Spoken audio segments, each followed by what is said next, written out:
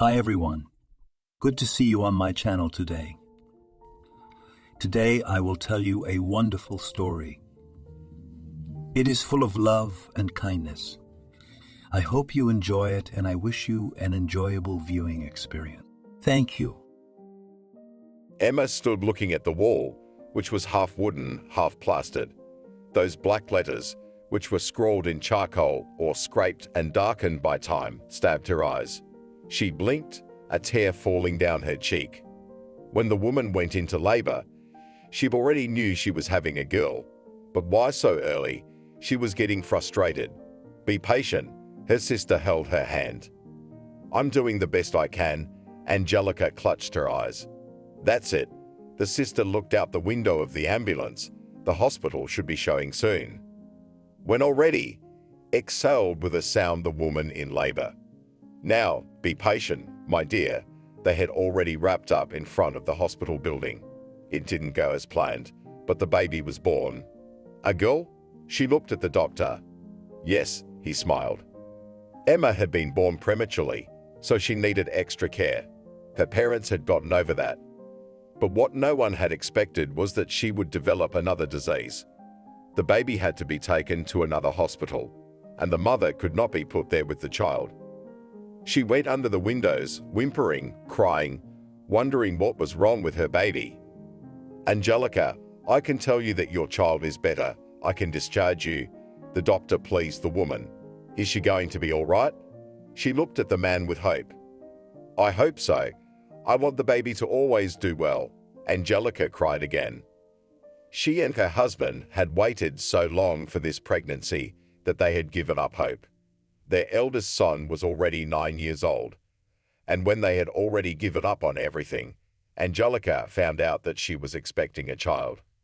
What a surprise, rejoiced Stan, Angelica's husband. I'm glad, but I'm afraid to jinx it, she said quietly. From that time on, Stan protected his wife from whatever happened. If there was bad news, he hushed it up, smiling as if all was well. Some messed up at school, never said a word either. And now Emma's lying in her crib with her family. She liked that she had such a company. She felt like an adult. She thought it was possible to be rude to adults and do different things. And her father and mother never expected that a nice and good girl would grow up to be such a miracle. Emma, tomorrow is grandmother's anniversary. The whole family will have to go, her mother told her. Oh, again to go to this grandmother, listen to her strange stories. The girl did not understand why always do it. What are you saying? She is the only one we have left. There are no more old relatives. Took offense at her father. It was his mother. Well, I'll go, she said reluctantly, and went out again. Angelica, why don't you put her in her place? Her sister asked her. Yes, what place? Have you seen how she behaves? The woman lamented. Exactly, and it is necessary to put such people in their place immediately. If you give weakness now, then later you will not be able to cope with her at all. The sister was sure of it. Listen, how old I am. I want my daughter to love me, not hate me. The woman was ready to cry. Why should she hate you? The sister didn't understand that. It's just that if I start forbidding things now, she'll do the opposite. If I forbid her to go out late, she will go out even longer, and what will happen to her? I don't know, so let her go out. Her head and legs are safe. Everything is fine. Angelica didn't understand how to bring up her daughter. Unlike her, Emma's brother was quite different. He had long ago graduated from school, entered, studied, now worked and lived with his family. His mother wasn't worried about him at all. But her daughter, on the other hand, had gotten out of hand. The next day, as agreed, they gathered the whole family and went to her grandmother. She set the table and waited for the guests. When all the congratulations were over and the grandmother brought out the hot food, they started talking. Didn't you try asking about my father again? A woman asked. We tried, but it's no use. There's no accurate information, Emma's father told her. Oh, that's a shame. Grandmother lowered her head. And this was repeated every time the children gathered at her house. How Mommy loved him, Sarah said. Come on, tell me. We can see you want to tell the story again. Angelica knew her mother-in-law loved to talk about her father, even though she didn't know much about him. Emma, do you remember the story? Her grandmother turned to her. It began, sighed the girl. We were just little kids then, my brother 9, my other brother 7, my older sister 5, and me 3. She'd always started with it. Yes, we remember you lived in a big house with your family. And then what happened? Asked her son. He loved this place. It was the most interesting. The war started. We had to go to the front, but my father, because he had many children and was the only breadwinner, was not drafted. He volunteered himself. He said he couldn't just sit at home when the motherland was in danger, Sarah said. So he went, her son continued for her. Yes, he left. And then we'd get letters, and Mom would unfold this triangle, gather us, all the children around her, and read. Daddy wrote a lot. He loved Mommy so much that he kept repeating it. I was 3 years old, but I remember how fondly she read what was written in that triangle. Sarah looked around the table. She covered her face with her hands, exhaled, and continued. There was nothing left until the end of the war. It was the winter of 45. My father hadn't written for a long time. And then, Mother saw the letter carrier. She ran out onto the porch. But it turned out to be a funeral. Not even a funeral, but the news that my father was missing. My grandmother brushed away an invisible tear. After that she smiled. Everyone sat and was silent. What are you all quiet? Let's get on with it, she said, and the party continued. Emma sat there with a disgruntled face. She had heard this story a million times before and didn't understand why it had to be told again and again. And there were always new facts added. Do you have a picture of your father? Her son asked her. I do, but I have to look for it, she answered. Can I go for a walk? Emma got up from the table. She thought she'd accomplished her mission. She'd done all the official part. And now, when these conversations started, she just didn't want to listen to them. Yes, of course, Emma, run along. Her grandmother looked at her. Her mother and father were against it, but there was nothing more they could say. Without even saying goodbye, the girl put on her shoes and went outside. She was with her friends again, everything repeated as usual. Mom, we have to tell something about a relative who was in the war. Emma came home one day. That's wonderful. Write about your grandfather. The woman turned to her. And what will I write about him?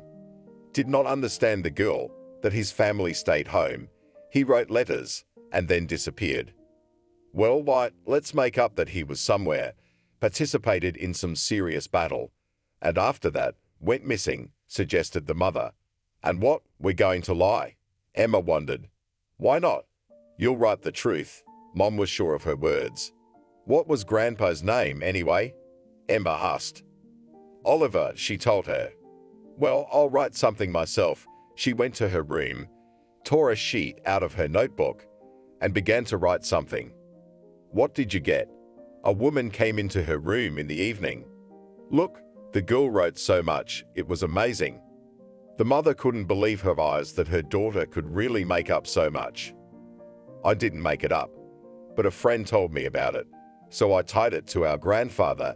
Emma told the truth. The mother sighed. She had read the whole story to the end.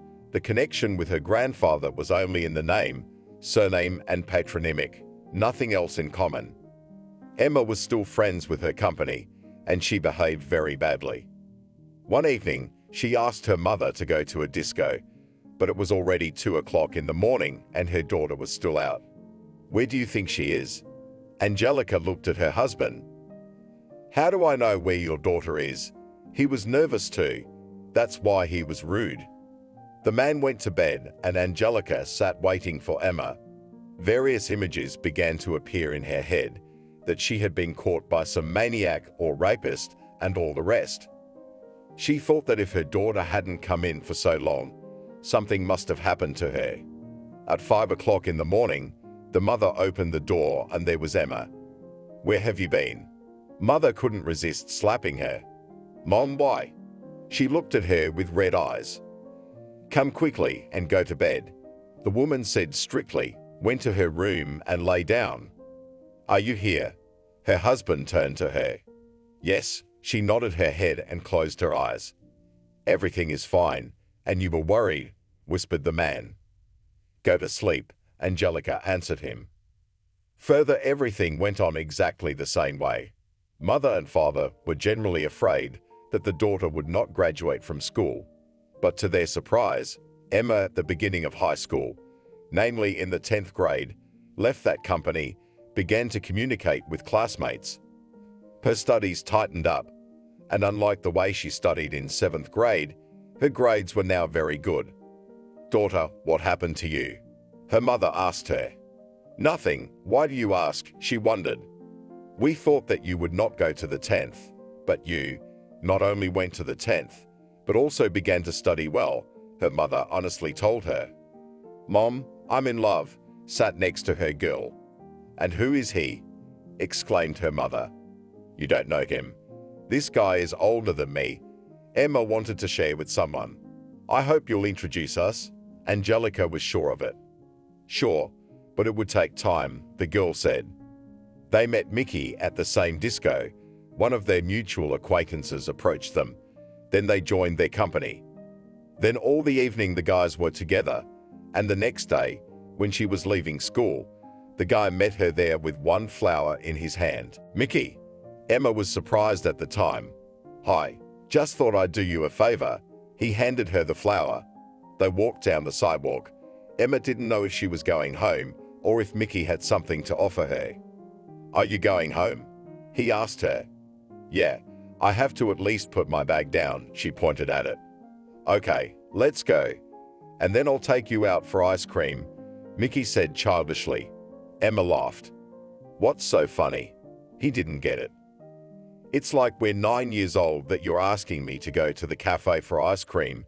She was still laughing. "Okay, I'm taking you to a cafe to drink champagne," he told her. She laughed again. "What's so funny now?" He didn't understand. No, it's just that she was smiling sweetly. With the guy had developed such a relationship that Emma didn't know how they felt about each other. Turns out she liked him and he liked her too. But he wasn't taking any action, Emma even less so. "You're always so mysterious," he told her. "I just want to know what's going on between us. I've already told my mother about you, and we still have nothing." The girl was truthful with him. "And what do you want?" He did not understand. "You and I have been together for more than 4 months. We go out every day. You pick me up, give me gifts, flowers, but we do not hug, do not kiss. I do not know how to understand our relationship. Are we just very good friends, or are we boyfriend and girlfriend?" She asked him. "Okay, if you need an official statement, then I'm telling you that you and I are boyfriend and girlfriend." Mickey was sure of it. "Okay, why aren't you hugging and kissing me then?" She asked him the next question. "I'm afraid," he admitted. "Of what?" She didn't understand. "You're just a little girl. How can I do anything to you?" He was very honest. So that's the problem, the girl realized now. All through 10th grade and summer vacation, they continued to be friends. And on September 1, when the girl went to the 11th grade, she decided to introduce Mickey to her mom and dad. "Here we are." They came into the apartment. "Oh, guys, come on in." Angelica greeted them on the doorstep. She was so pleased that her daughter had met such a handsome guy, who was now not against even coming to visit her. "Hello," said the young man politely. "Come in already," the girl hurried him. "Come on, Emma," looked at her sternly mother. They went into the room. The woman smiled all the time. She wanted to get to know her daughter's suitor better. There was cake and cups for tea on the table. Everyone made themselves comfortable. Mickey was silent at first. He was shy. "There's no need to be embarrassed. Everyone is here." The woman touched his arm and spoke. "It's okay." He looked up at her. "Tell me about it." The father was ready to listen to the boy. "Why are you picking on him? We're fine." Emma moved closer to her boyfriend. "We're not bothering you," I just wanted to know if you're going to enroll now, and what are Mickey's plans. It's okay, we've already talked about it. The young man started talking at once. And what was decided? The mother was also interested. Emma will not go anywhere. She will enroll here. There is an option that if she leaves, I will follow her, at least for a while, the boy said firmly. Parents rejoiced. They realized that the daughter found a responsible and serious groom. Now they were not worried about Emmy's future. They realized that she would do well. Mickey, you need to meet our grandmother, Angelica told him. Oh, not again, Emma whispered in his ear. Why would you do that? He turned to her. Yes, Sarah likes to tell the same story every time, but we're used to it. But Emma reacts that way every time, her mother said. Okay, thanks for everything. We have to go. Emma got up from the table. Come again, her mother shook Mickey's hand. The young people left the apartment. What are we going to do? They stopped in the yard. Let's have a serious talk about school. Now I've made up my mind for your parents. But, you know, I have a job. I can't go after you. While he was saying all this, he was nervous. Mickey, I've already applied to another city, Emma said sadly. She thought that everything her boyfriend said was true. Okay, I'll try to do something, he went. Emma ran after him. Wait, it seemed to her that Mickey was starting to feel differently about her. Come on, he put his arm around her. The young people went to another city after all. The guy had transferred and now worked there. Together with Emma, they rented an apartment. They were practically a family now. Mickey, are we going to get married? She asked him cautiously at night. We would someday, he said. All right, she took offense, but said nothing aloud. So they went on with their lives, him working, her studying. Everything was fine, but Mickey never proposed. Emma graduated from college. She no longer asked, but insisted on getting married. Mickey, either we go to the registry office or we split up. How long can we wait? She shouted in the evening. What are you getting mad for? He looked at her. Don't you love me? She asked in the same loud voice. Why would you say that? He didn't understand why Emma couldn't wait. Why then? Now the girl was crying. Now you'll get a job. We'll get on our feet. We'll buy an apartment, and then we'll talk about the wedding. Mickey calmly explained. I love you. She squirmed against him. Everything's going to be okay, he kissed her. And Mickey wasn't lying. He worked hard, saved money. Emma got a job too. 3 years passed. The girl was coming back tired from work. She opened the door of the apartment, felt that smells delicious. Are you cooking? She was surprised. Come in, my love. He came out to meet her. Emma walked into the room. There was a table in the middle with appetizers, a cake, and a bottle of wine. What was the celebration? She started to remember. Maybe she had just forgotten. Emma, will you be my wife? He knelt down in front of her. Ah, she squealed and squeezed her eyes shut. Is that a yes? He stood up and handed her the ring. Yes, yes, yes. The girl jumped on the spot. She put the ring on her finger, took her hand away, admired it. The fatigue she had after a day's work went away instantly. Mickey poured wine into glasses. One of them served the girl. Soon the wedding was to take place. Let's not waste money, she whispered to him at night. Why, don't you want a party? He was surprised. He knew that all girls dream about it. No, let's buy a house, she was silent. What house? It was the first time he'd heard of it. I dream of having a house somewhere outside the city, in the countryside, so that you can go there, with friends to communicate, to rest your body and soul, Emma said. Why didn't she say anything? Mickey wondered. I don't know, she was happy. At the weekend, they went to Emma's parents and they met them. When they heard about the wedding, they congratulated them. We decided to just sign, so we'll call when we can come, the girl told her mother.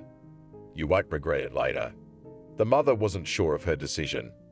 No, we want to spend the money on something else, Emma said cryptically and looked at her future husband. Okay, Suit yourself. The woman looked at her daughter and smiled. She was so happy for her. A few weeks later, Mickey and Emma became husband and wife. They rented an apartment, and with the money they had saved, they started looking for a suitable house. We should go to the experts, Emma said. That's what we'll do, her husband agreed. They called, found a realtor, and then started waiting for offers. After that, when the calls came in, they would choose whether or not to go to the village. No, it's too far. Mickey listened to the specialist. And this one was crowded. Emma didn't like it. The search continued. Emma was at work. The girls' colleagues proposed to organize a corporate party on Friday to celebrate the birthday of one of them. Of course, it had been a long time since they'd gotten together.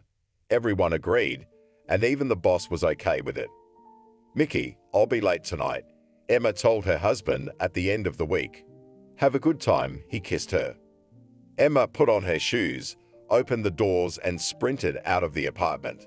At work, everyone was excited for the evening. At the end of the workday, the girls started setting up the tables. Emma, what's wrong? Casey looked at her. I'm fine, a little dizzy. She stood and held onto the table. Have some water and sit down. She walked over to her and handed her a glass. Thank you, she was shaking. After a sip of water, she felt better for a moment, and then her eyes went black and Emma fell to the floor. There was a rush of people, some calling medics, others lifting the girl up. She hadn't eaten anything all day. Maybe that's why, Casey said. The doctors will come and tell us everything. The assumptions were inappropriate here. Emma woke up before the ambulance arrived. What's wrong with me? She looked around at everyone here. You fainted, smiled Casey. Here come the doctors, came the voice of the supervisor. They gave Emma a sniff of ammonia, took her blood pressure. You'd better go home and come back tomorrow, the nurse advised her. Okay, she nodded. Let's go, I'll give you a ride. Casey gave her a hand. Thank you. Emma headed for the exit. There was a lot of weakness in her body. Emma, her husband came out into the hallway. Yes, she wanted to lie down. It's a holiday, isn't it? He didn't understand why she was early. I felt sick, so the girls brought me home. The girl went into the room and lay down. Can I get you anything? He was worried. No, Emma closed her eyes. The next day was Saturday. The clinic didn't work, so Emma spent the whole weekend in bed. Then on Monday, she phoned work, told them she'd be late, and went to her appointment. You have all the signs that you're expecting a baby, the young doctor said. What? Why didn't she think of that? The symptoms are similar. I suggest you get it checked out, he smiled. Okay, thank you, Emma. As he scolded, ran out of his office. She couldn't wait to tell her husband about everything. She walked down the street smiling. On the way, she stopped at the drugstore and bought a test just to be sure. Mickey wasn't home. She couldn't wait long for him. She had to go back to work after lunch. Emma had been on pins and needles all day. She couldn't wait to see her husband. She didn't say anything to her colleagues. She was afraid of jinxing him. Darling, I have such news for you. It's amazing. She flew home. She saw that the light in the windows was already on. What again? He knew his wife was always coming up with something new. I'm pregnant, she screamed. Emma, it's happiness. He took her hand and led her into the room. After that, the girl started to watch her diet. Mickey did everything for her too. The realtor didn't call. He asked Emma a few months later. No, she shook her head in the negative. I guess we must have tortured him with rejections, Mickey suggested. Never mind him. Emma was in no hurry to go anywhere. Mickey went to work. Emma was still laboring as well. She came back from work, but her husband wasn't home. The girl waited for him, but it was so late that Emma couldn't stand it and fell asleep. She woke up from the knocking of the door, looked at the clock. The time was 3 in the morning. Where have you been? She went out into the hallway. Why are you up? He didn't expect to be greeted. I asked a question. Emma waited for an answer. Working, he sighed heavily. What are you bullshitting me about? you've never been this late." She walked over to him. Not only did it smell like a woman's perfume, but there were lipstick marks on his earlobe. "Emma, calm down," he pleaded with her. "You're acting like a smeek." She went to her room. The girl had never been in this situation before, so she didn't know what to do. She wanted to scream, but she couldn't do it, afraid that the neighbors would hear. "I'm sorry," he came into the room. The devil got in the way. Mickey wanted to hug her, but Emma turned sharply. "Go away," she shouted after all. "What are you doing?"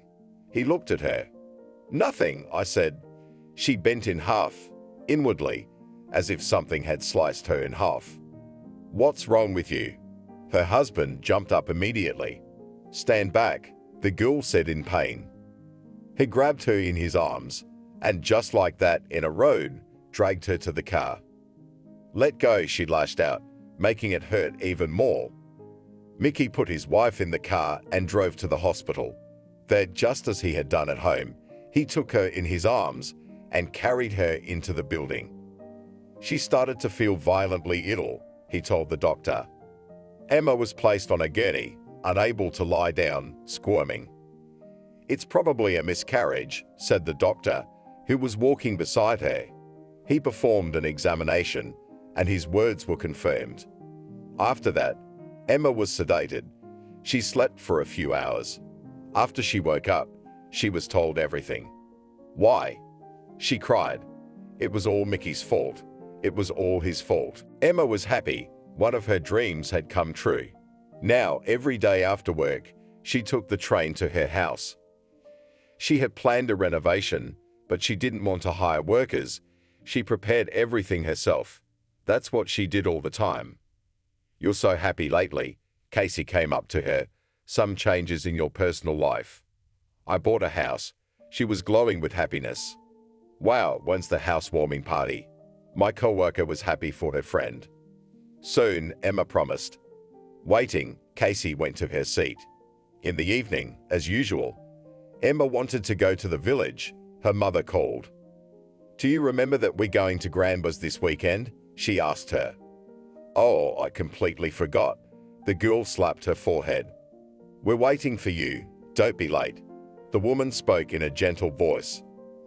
Okay, Emma decided she would definitely come. She hung up the phone and smiled. She remembered her grandmother, how she bored everyone with her story.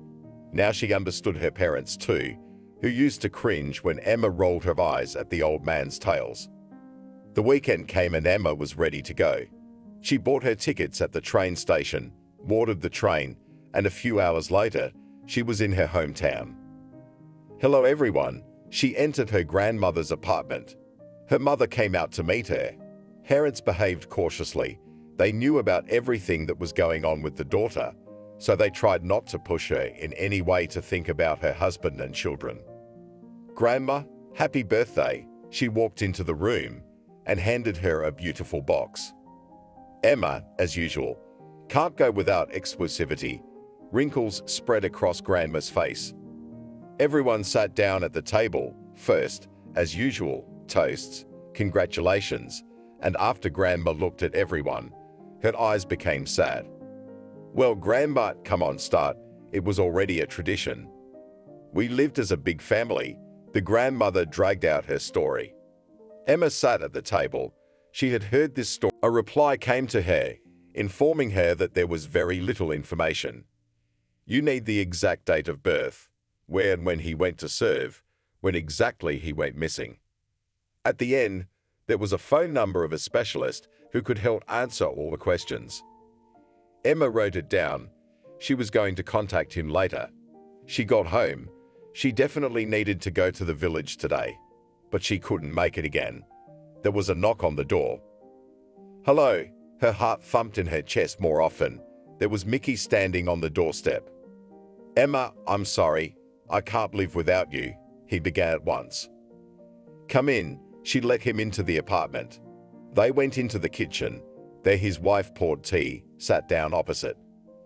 "Give me your answer," he waited. "I forgave you long ago, but for now we cannot be together," she told him. "But why?" He didn't understand. Be patient a little longer, she asked him. Okay. He stood up. I love you and I will never betray you again. Emma walked Mickey out. As she closed the doors behind him, there was a pinch in her chest. She didn't want to just take it all back like that. He had to understand that. The time was still not late. The girl decided to make a call. Emma, she heard a man's voice. Hello, my name is Emma. I sent you a request about my great-grandfather who disappeared without a vest. She began to speak quickly, afraid that she might not be listened to. Yes, I wrote you a reply today. The other end of the line confirmed. I would like to talk about it. She calmed down. She realized that she was ready to listen and help. Okay, my name is Alexander. You can ask me any questions you want. He was located to her. Emma was ready to talk to him all evening because Alexander knew the answers to many questions. First of all, she told him her grandmother's story that she had heard many times in her life. Of course, it's all interesting, and if you find the picture, we can do something, he told her. I've already told my parents to forward me everything my grandmother has, she muttered. When we find him, I can help you get your great-grandfather's name on the memorial at the Eternal Flame, he suggested. I think it would please my grandmother. The girl smiled into the phone. Let's call tomorrow. I'll tell you what to do and how to do it before saying goodbye, he said. Emma went to bed. She couldn't calm her body that was horny. She imagined how they would do what Alexander suggested, and then she would tell her grandmother about it. But fatigue made itself felt, and after a while, Emma fell asleep. In the morning, as usual, she had to go to the service. She was in a hurry, wanting to dial Alexander's number as soon as possible. When she did, he said that he had found out everything. For my part, I will petition your administration to authorize the installation of another stove. He went straight to the point. Well, thank you for your attitude, but what do I have to do? It was important to her. Even if Grandma's father can't be found, a slab with the family name on it would already be an accomplishment. Write the story you told me. Attach all the available documents. Perhaps it will be enough. He really wanted to help. Emma sat at her workplace. She was glowing from within.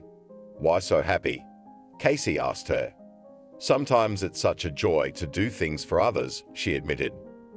The girl finally realized that there was a reason her grandmother kept telling this story. She sat until the end of the workday and then went to the village where she hadn't been for a long time. She didn't do much there today because there wasn't enough time. The house was big. The yard was the same. And there were outbuildings too. Emma wanted to clean everything. Sometimes something would come to hand, and she would look at it. It took a long time. At the weekend, she decided to do it. Mickey, hello, she called him. Hello, he fell silent, waiting to see what else his wife would say. He was afraid she would start talking about divorce. Why are you tense? She laughed. Waiting for you to say. He was silent again. Remember we wanted to buy a house? She waited for a reaction. Of course, did she really think he had lost his memory? Well, I did it, and if you don't mind, you can come back and help me with the repairs. She struggled with the last words. I love you. He couldn't believe his ears. He arrived, not even an hour later. They took everything they needed and drove to the village. What a place, he looked around, just like she did the first time. We won't disturb anyone, and neither will we, she stood at the gate. How many inhabitants are there? He looked into the distance, where the houses were still standing. I don't know, we'll get to know each other later. She pushed the gate open. Mickey didn't talk about relationships. He tried not to touch the subject until they got home. He went to get water. Emma had asked him to. He needed to warm her up. At this moment, the girl herself went outside. Suddenly, she heard men's voices. And then where to? She listened. Come on, look for it, and they will sort it out. Cut him short, the second one. The girl went back into the house. For some reason she was afraid, and if she was alone, and here they were. The doors slammed, she shuddered. Are you scared of me? Mickey laughed. Quiet, come here. She waved a finger at him. "What is it?" The young man tensed. "Look," she led him out of the house. There was indeed someone talking outside. "What are they doing out there?" She whispered to her husband. They seemed to be looking for something, he was sure. "Why? And why on our property?" Emma had a lot of questions. "We should just go out and ask," Mickey was determined. "Okay," the girl stood up. They went outside so that they were immediately visible. "And what do you want in our precinct?" Mickey started asking questions right away. "Who are you?" The uninvited guests didn't understand. "The hosts," Emma replied. "What are you telling us? The village is on the verge of extinction. There is almost no one left here," they laughed. "If you want, we can show you the document." Emma stood up and put her hands to her sides. "We do," one of the men nodded. She hadn't expected that. The file was in the car, in her backpack. She had to go. While she was doing that, the men began to negotiate with Mickey. "You see, during the war years, a lot of things happened here. We've been digging for years, and the good stuff is still here," the illegal searcher admitted. "And what do you want from me?" He got curious. "We are a little to your hand, and you do not notice us on your site." He set conditions. "I'd have to talk to my wife, afraid to do anything without talking to Emma." Mickey. "All right, she'll be here in a minute," one of the buddies said. Emma came back with the papers. Everything was legal. She had no doubt about that. Mickey told her what these people were doing here and what they were asking of them. "What are you looking for?" She got curious. "Various things from the war. We told your husband," they said again. "I don't know. I need to consult." She thought she would call Alexander in the evening, and he would give her a precise answer. "What a fool you are for refusing money." The one who spoke looked at her angrily. "And for the insult, you'll get out of here right now." Mickey didn't stand for it. They returned to the house, where the work was up to their necks, the water already boiling. Emma started scrubbing the floors. Even though they needed to be changed, she still wanted to be clean. After that, the work was done outside again. "You don't need to look here. Look," my husband pointed to a machine. "Everything is in the shed." They were afraid, probably, in case it was someone else's, the girl concluded. They were coming home, tired but happy. Mickey didn't know if she'd just called him to help or if she'd really forgiven him, and now they'd have everything back to normal. He waited for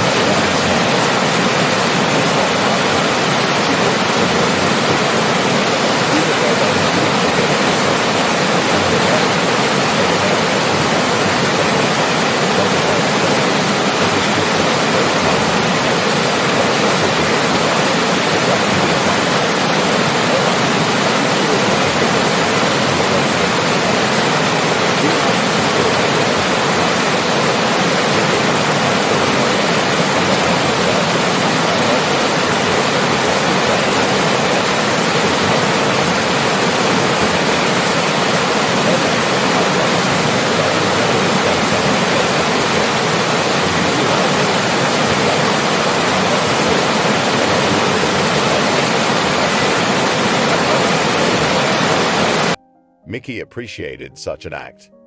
He had met Sarah more than once and knew her story. "Alexander, hello," she called him tonight. "Good to hear from you again," he answered her cheerfully. "You know, I recently bought a house and she told him about the men who were looking for something on their property. "I know what you mean," he was silent. "Those who do it for the benefit of people from the state and find objects and remains, then give everything to relatives. For them, it constitutes wealth and memory. And these two are looking for themselves. Then they sell everything in the markets. Perhaps they do not give any importance to something and just throw it away, but it would be important. The relatives of those heroes will never get an award or anything else." I thought so. So I sent them away from our territory. Emma liked the way this man spoke to her. She said goodbye to the man, hung up the phone, and turned to Mickey. He stood looking at her. I can't believe we're back together. He wanted to approach her, but didn't dare. It's going to be okay. Emma walked over to him herself. They went to the kitchen. The girl prepared a simple dinner, sat down at the table. You are good. Her husband looked at her. No need for loud words. Nothing has not yet been done. Now when we are two, you can do everything quickly, his wife told him. Yes, I will help and support you in everything. They finished dinner. Emma stayed to wash the dishes and Mickey went to his room. The next day, Emma went to the post office. Her mom called and said she had found some papers, pictures, and some letters. She had collected all of these and sent them to her daughter. If you don't have time, I can do it myself, her husband suggested. You will help me a lot. She was grateful that Mickey supported and helped her in everything. When the girl came home from work, the first thing she did was to start sorting through the papers that had come in. She looked at the picture. It was very pale. It was hard to see anything. The man's facial features were barely visible, but she could see that he was handsome. Emma immediately remembered her grandmother's story, how much people had to go through at that time. Alexander, hello, it's me again. She dialed the phone number. Good evening. Emma didn't understand why he was talking to her like that. I have collected everything that is available, but when and where the grandfather went, no one could say, she reported on the work done. If you want, I can come to you, the young man offered. They had already talked about it. It turned out that Alexander was only 200 kilometers from the town where Emma lived. When will it be convenient for you to do it? I don't know, but I'll let you know, Emma promised. Life went on as usual. The family was quiet, no quarrels, no hard feelings, and no teasing. Mickey did his best to keep his Billy happy. Shall we go to the village? Emma asked him. Of course he was up for it. Emma didn't know why she was drawn to that little house in the abandoned village. She was physically drawn there. Why don't we get to know the locals? Mickey suggested Emma. I wanted to do the whole thing first, so I could invite everyone to visit, she admitted. I see. Let's get to work then. We can hire workers soon. He looked around the walls. They had wallpaper on them. Probably the new owners just glued them on to cover the whitewash and plaster, the girl suggested. No one will tell us that, Mickey was sure. You go to the yard. There's a lot to do there too, and I'll stay here, she commanded. Okay. Mickey had done a lot that day. The yard area was ready for something new to be done on it. Emma started ripping off the wallpaper. It wasn't easy to do. It was glued in place permanently. She managed to get 2 walls done. After that, she sank into a chair to rest. But she wanted to finish everything today, so the girl gathered her strength and started working again. We need to leave immediately, peeked Mickey into the house. What's wrong? She turned and almost fell off the stool. I got called into work, he blushed. Good. She shook off her hands, looked at what little she had left, decided she could finish it tomorrow. They got in the car and drove off. Afterward, Mickey left his wife at home and drove to work. Hi. Emma called her mom. Hello, was the sad woman. I looked through the documents you sent me. I think they will help a lot when searching for great-grandfather, the girl said. Grandmother was ill. That's why Angelica was so sad. Is it serious? Angelica was tense. She's in the hospital. She could hear her mom crying. I hope she gets better. Emma mentally wished Branny well. Why didn't they do this before? Why did they wait so long? But nothing could be done now. The main thing was that the machine was running. Everything would be there soon. She thought about the memorial. She sent an application to the administration. She had contacted them more than once. They promised to consider the matter soon. Mickey wasn't home again. Emma didn't think about it while she was talking to her mom, but as she made her bed, different thoughts popped into her head. She was nervous, wondering if after such a short time he was up to his old tricks. The phone rang in the hallway. Emma wondered who it could be. Emma, she went to the phone. Emma, hi, it was Billy, Mickey's friend. What's wrong? The girl asked immediately. Billy never called their apartment for no reason at all. "Come over. Mickey's in the hospital," he told her in a dying voice. "What's wrong?" She was already screaming. "Come to Central Hospital," he hung up. Emma started to pack. Her hands were shaking. She couldn't get into the keyhole when she closed the doors. She hailed a cab. The car was only gone a couple minutes, but to Emma they were an eternity. To the hospital, she called out the address. "No need to be so nervous. We can't go any faster anyway." The driver saw how the girl felt. "Excuse me," she sat back in the seat, her heart pounding fast. She couldn't believe anything bad could have happened to Mickey. She ran into the hospital lobby, straight to the desk. "My husband." Before she could say anything further, Billy came up to her. "Let's go." He took her hand and dragged her behind him. They went up to the second floor. There was an operation going on, the young man told her. "What happened?" cried Emma. She just couldn't stand it. He was called to work, but he didn't get there. Billy lowered his head. "Jesus, him or in him?" The girl turned pale and shook even more. "Into him." Just one sentence, but so terrible. They sat in the hallway. Nobody knew anything. But then, a few hours later, the doctor came out. Is he alive? That's what interested Emma the most. Of course, even the man was taken aback. What's wrong with him? Emma wanted to know. She was so sick. She didn't understand a thing. Everything will be fine. The doctor put his hand on her shoulder. After that, Emma calmed down. She walked over, sat down on the couch, looked at Billy.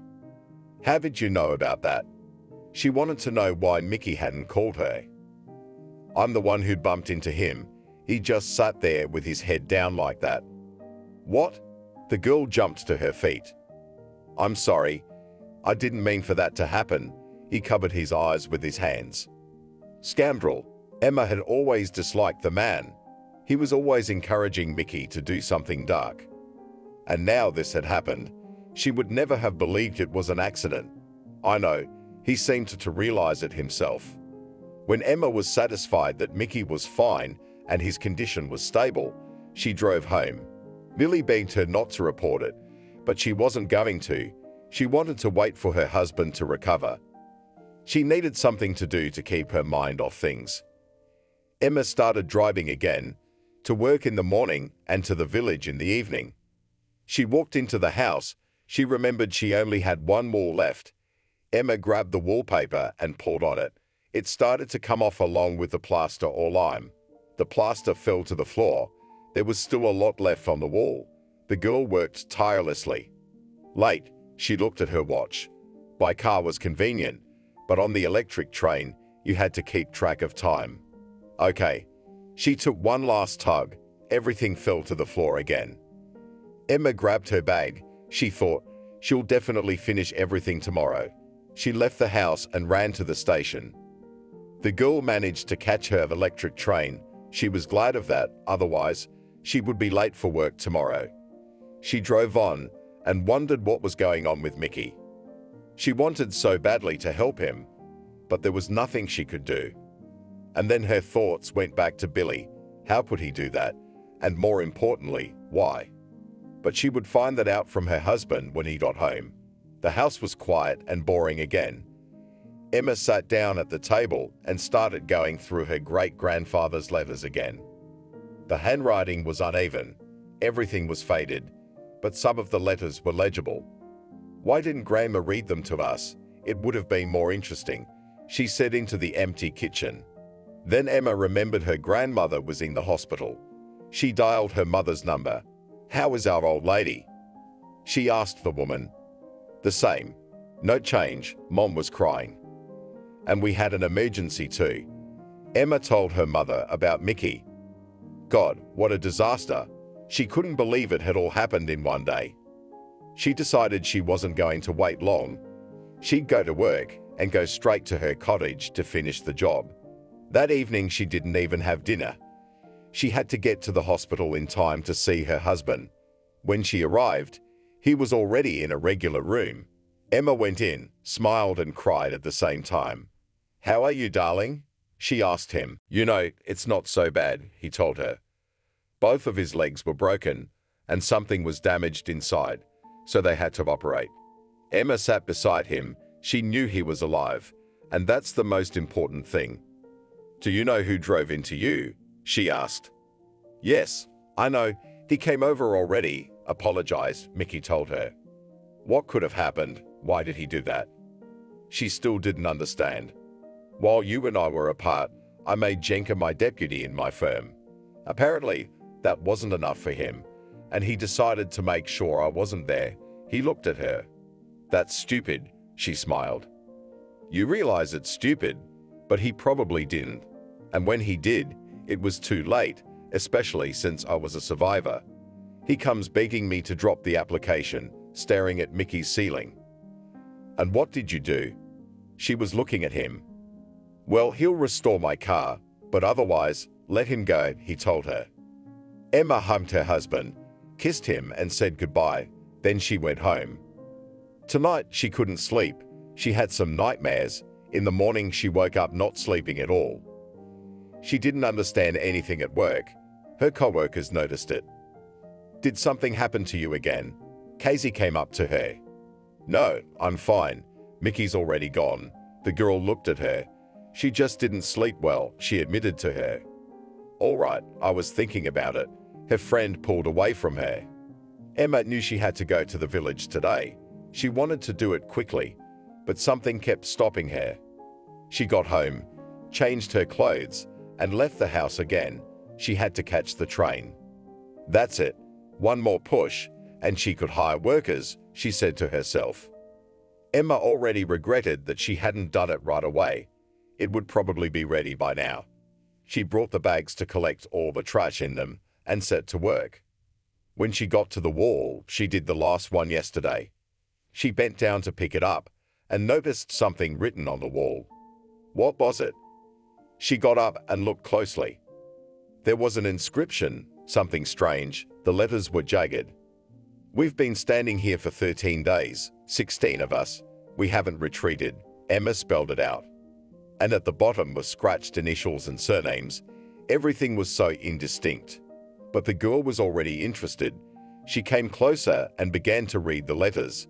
Something was badly erased. She didn't continue. She straightened up and froze. Emma stood staring at that wall of inscriptions without blinking. Tears flowed from her eyes. The meaning of the phrase came to her first, and then, like a bolt of lightning. "Oliver," she screamed, "it can't be."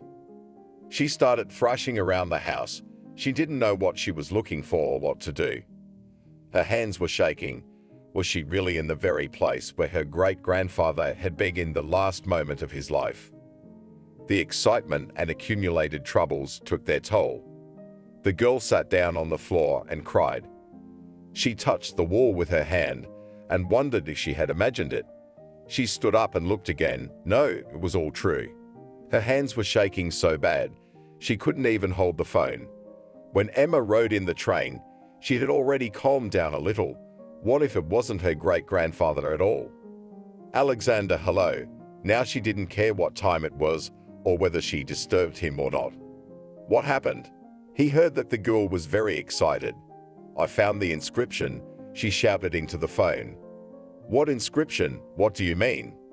He didn't understand. "In the house in my house, remember, I told you, where they were looking for wartime objects," she gabbled. What was the inscription?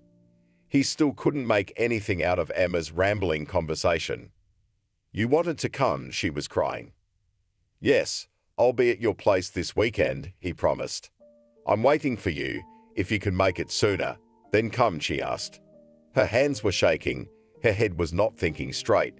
Emma went to the kitchen, took out some pills, and drank a sedative.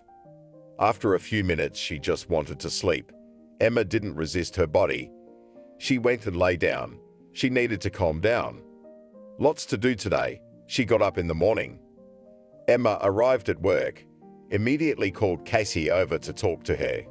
"Why are you so disheveled?" she asked. "You won't believe it.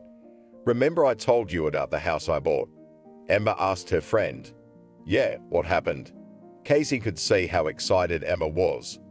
I found an inscription that was left during the war years. The girl was acting like she was out of it. So, Casey didn't understand all those words. Okay.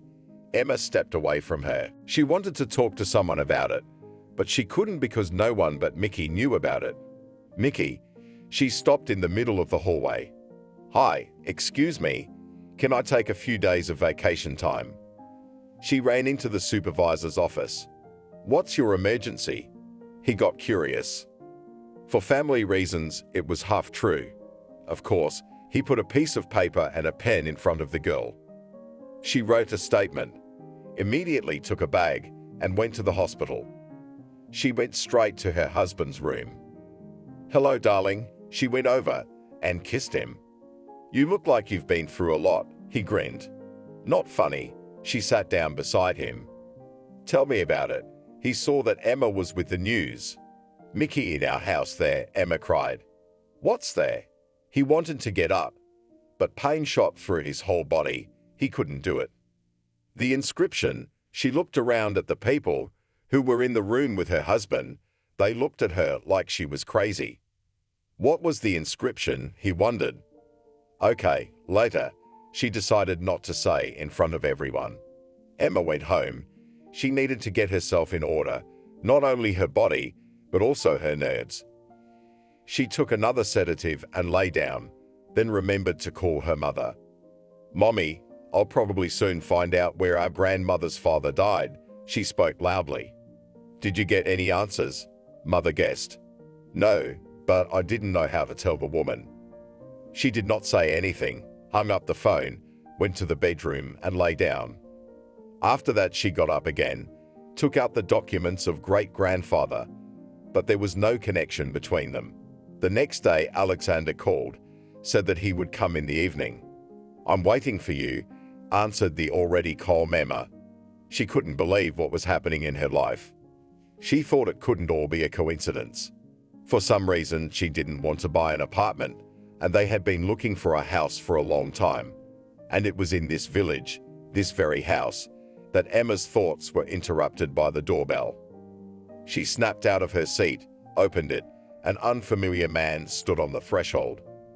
Alexander, he smiled. Emma, she let him into the apartment. He was just a simple guy, tall, skinny, nothing special. Show him. They sat in the kitchen. She poured him some tea. Here, the girl put some papers in front of him. Yes, this is very good. I can tell you that there is a good chance of finding your relative. He sat looking at the photo. A few hours later, Emma and Alexander were in the village. She immediately took him to that wall. The young man photographed everything. After that, he sent all the data to his office. And now what? Emma wondered. The guys will come, we'll look at everything here, and in the meantime we'll look at the documents about the battles in this village, he said. It would be interesting, she cried. Come on. He put his arm around Emma. She looked at him. For some reason, she felt so at peace. Thank you. It means a lot to me. Emma couldn't help herself. And me too. The more we find missing soldiers, the calmer the relatives will be. He showed the girl the pictures where the remains were buried. Your organization does a lot of good things, Emma reassured herself. They didn't do anything else. They just waited for the train to arrive and drove back. You can stay at my place, the girl said to Alexander. The husband won't say anything, the young man asked. No, she knew that for sure. Then I will accept your offer, he smiled. In the evening, they sat in the kitchen. The guy told so many interesting things, where and with whom they were, the finds they brought back from each business trip. And we will be able to determine whether it was my grandfather or not, she asked him. I think we will, he nodded. Emma was so easy and relaxed with him. She wasn't nervous. She wasn't thinking about anything. She felt like all of her worries were transferred to him. The guys will work on the information I sent them today, and by the time I arrive, they will have a lot to say, Alexander said and said. Good. Emma realized this was not a quick matter. She made a bed for the young man in the hall and went to the bedroom herself. The night passed quietly. Emma somehow calmed down. Now she thought only about how she would tell her grandmother about her and not only finds. In the morning, they had breakfast. Alexander had some work to do, and then he called Emma to go to the village again. She asked him to wait. She had to go to the hospital to see her husband, and he didn't mind at all. "I'll be quick," she told him from the doorway. Good. He looked after her. Emma arrived at Mickey's. He was still lying motionless. Any movement was painful. She told him what had happened in the last 24 hours. She wasn't shouting now. She wasn't nervous. She did and said everything calmly. "I congratulate you. You have done a great thing," he smiled. "I don't understand how all this could have happened." She saw that others were looking at her and listening. "If you really want to," Mickey said. "Yes, and that's true." She sighed and stood up, because they were waiting for her at home. "Bye, do whatever you need to do." He took her hand. "Come on, get well. I'll come tomorrow, as usual." She kissed him and went. After that, together with the young man, they went to the village. There he began his work. "Do you need help?" Emma was always hanging around. "Not yet." He realized that she couldn't sit idle. "Well, when you do, just whistle," she laughed. Alexander continued on as a group of people appeared on the horizon. Emma looked at them. She realized that this was the search party. "We're here." She waved at them with both hands. There was a girl among the young people. This pleased Emma. She thought she would not be alone. Further, everything happened quickly. The guys set up camp right here. They had everything they needed for that. Small fences, bags, shovels, trowels, scoops, some maps. Emma was interested in everything. Even the village was getting a bit cheerful. "So we start here," Alexander said, pointing to the wall of the house. They began to pierce the ground with bayonets, searching for anything. If they found the thing, or even better, a bone, then the painstaking work began. During the day, we managed to find 2 skeletons. They were about a meter away from the house. It was scary, but at the same time interesting for Emma. The search continued. Everything was so monotonous that the girl decided to go look for someone who might know about what was going on here in those times. "Hello." She saw a woman walking through the gate of one of the remaining houses. "Good afternoon," she turned to her. "My name is Emma. I'm the owner of that house over there," she said. "And I'm Maria." She waited for the girl to approach her. "Nice to meet you." Emma reached her. "And what is it that you have going on there?" Probably everyone was curious, just did not dare to ask. "Do you know what happened here during the war?" asked a question, with which the girl came. "My father told me, and you go over there. He lived here then, when he was a child." The woman pointed to the side. Emma saw that there was still a house there. "Do you live here?" I wondered how many people were left. "No. We moved to the city a long time ago. We come here for berries, mushrooms, yes, to relax from the bustle of the city," smiled Maria. "That's why we bought the property here." Emma thanked her for everything and went on her way. The cottage was old. It was almost completely settled. The windows stood on the ground. Near the gate, a grey-haired old man was sitting on a stoop. Emma walked up to him. "Hello," she looked into his eyes. "Who are you?" The old man spoke, but neither his head nor his eyes moved. "Say," here she thought she didn't recognize his name. "Do you know what happened here during the war?" She asked him.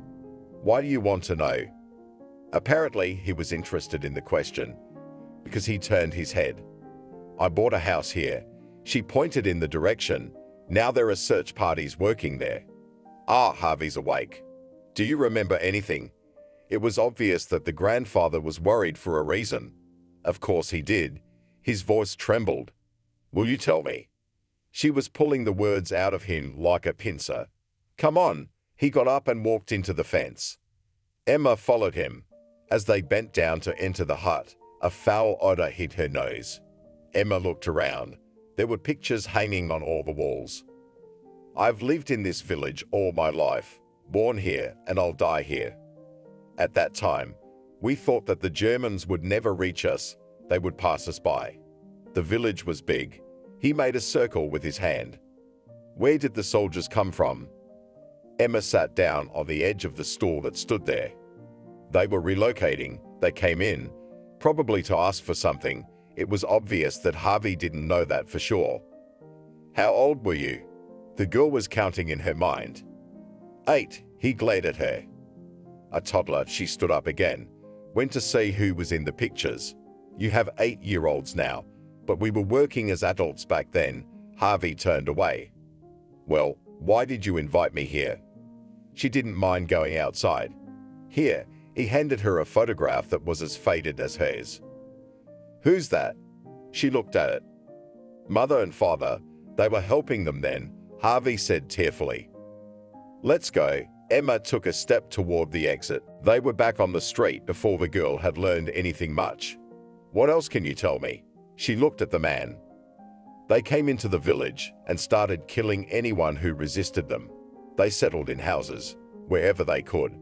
Naturally, the owners were afraid, so they fed the enemy.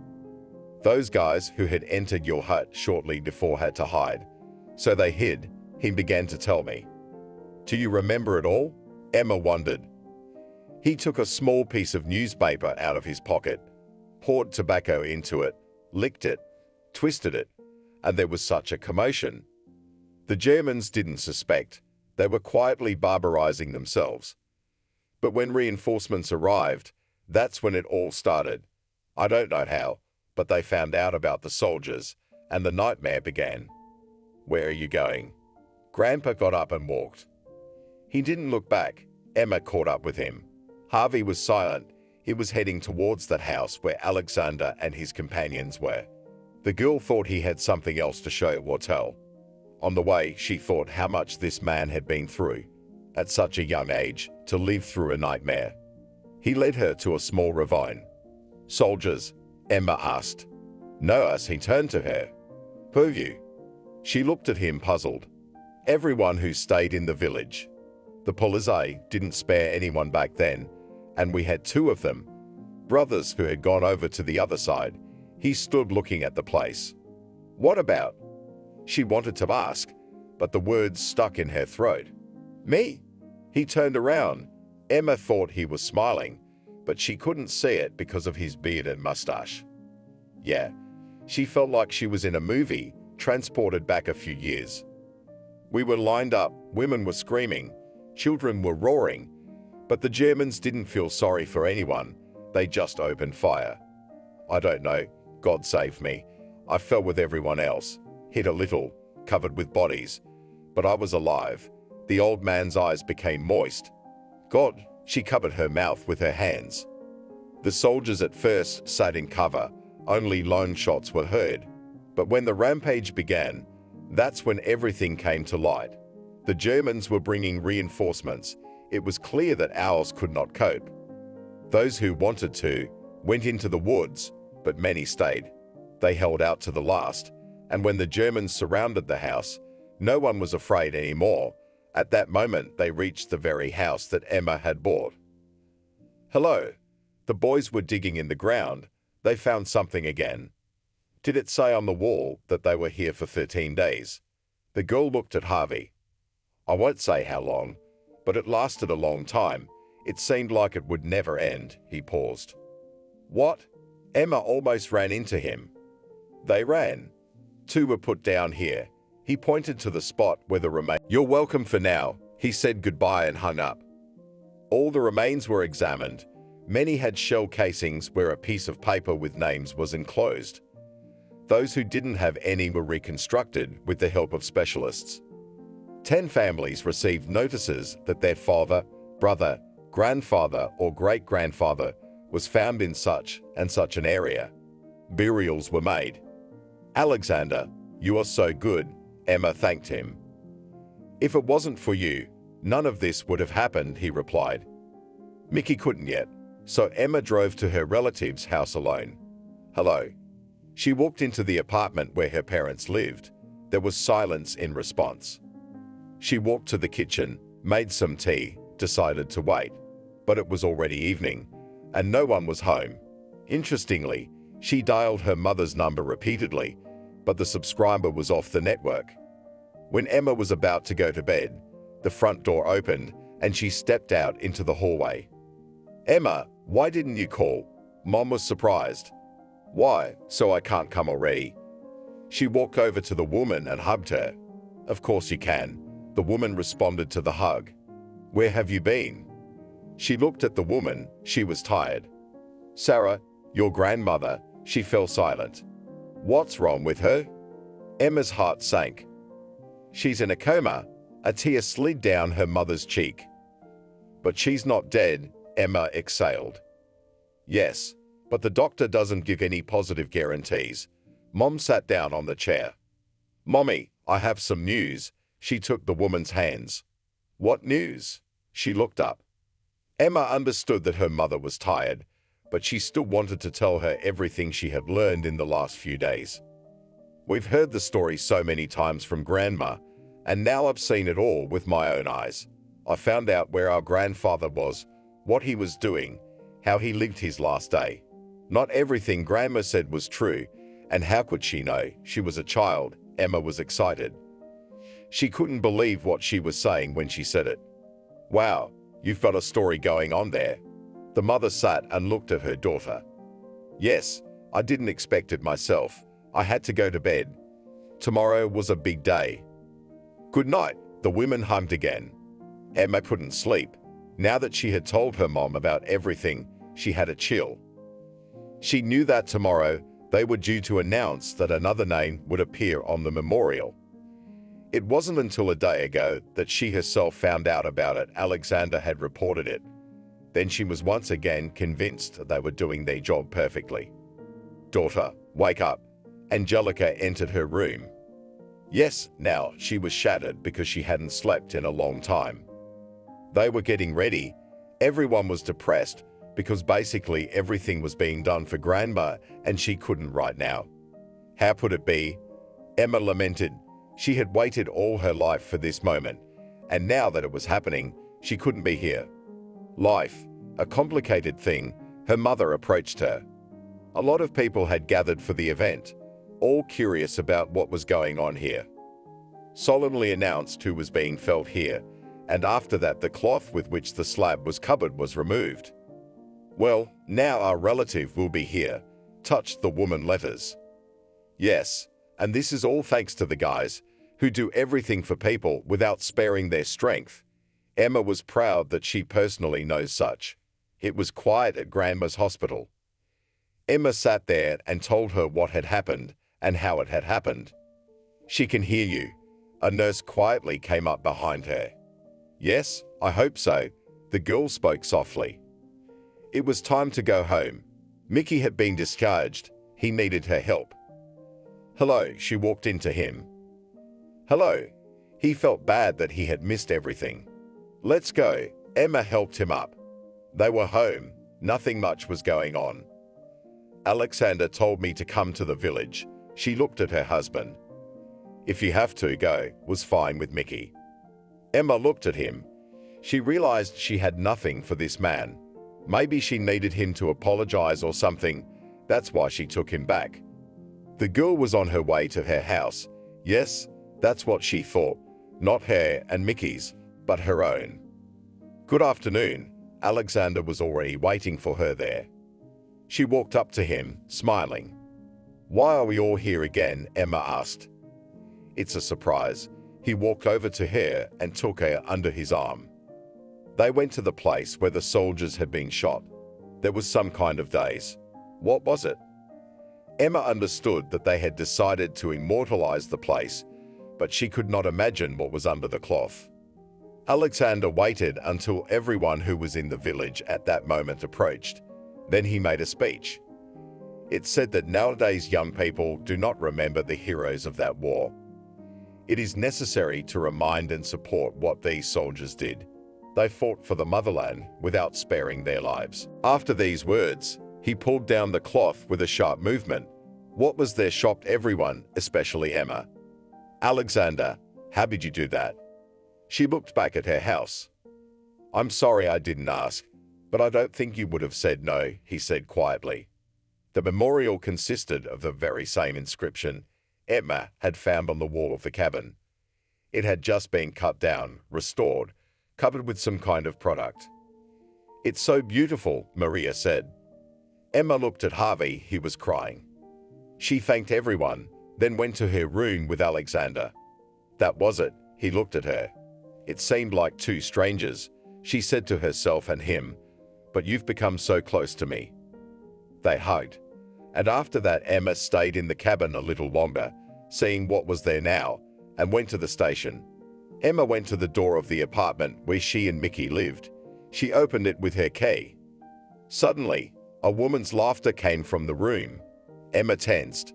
Who could it be? She walked quietly down the hallway, peeked into the room. Mickey was sitting on the couch with an unfamiliar woman beside him.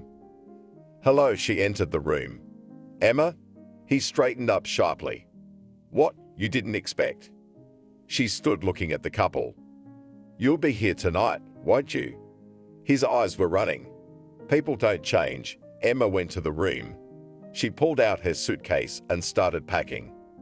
Some rummaging and whispering could be heard in the hallway. Emma was so disgusted by it all. I guess it was true what people say, that whatever is done is for the best. It was a good thing that the accident had happened then, and he hadn't been there. She heard the clatter of crutches on the floor, turned around. Mickey was standing in the doorway. I'm leaving. I don't think you'll mind if the cabin stays for me. She didn't even want to look at him. I'm sorry. I know what I did was wrong. He was having a hard time standing. So you're not the one for my life. There was no yelling, nothing like that. Emma wanted to wash herself, but there was nowhere to do it yet. She felt like she had been doused in slop. Emma was on her way to her village where there was a cabin. There was no sadness at all. She had come to the place where everything was known. This was where her great-grandfather had spent his days, could be considered his family nest. Maria stood at the gate. Hello. The girl was surprised by her visit. Oh, I'm coming to you. I'm standing here, listening, whether you are there or not. The woman began to gibber. And what did you want?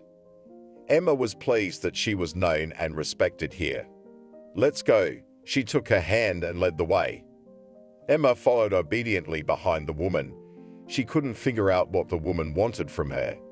When they entered her house, the girl saw that everything was cozy and beautiful. What are you going to do there? Sit down, drink tea. Now I will heat the bath. Maria began to bother. Emma liked this proposal. She would love to go to the bath. And how did you know that I'm coming? Became curious to the girl. Tom, a neighbor boy, saw you at the station, she smiled. Well, yes, it's a village, laughed the girl. Well, come on, tell me why you have things with you. The house is not ready yet. Sat down opposite the woman. Emma did not go into details, just told her superficially what had happened. Don't worry, girl. Everything will be fine, the woman told her. And I am not worried. In my life has happened such a miracle, which others cannot even imagine. She looked out the window, which was visible monument to her great-grandfather. Exactly.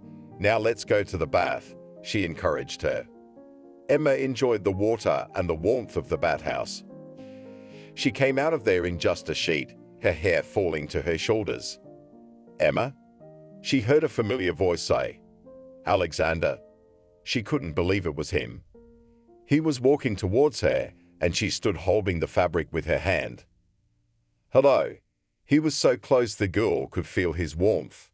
There, I was so attracted to this place that I came back here again, he looked at her.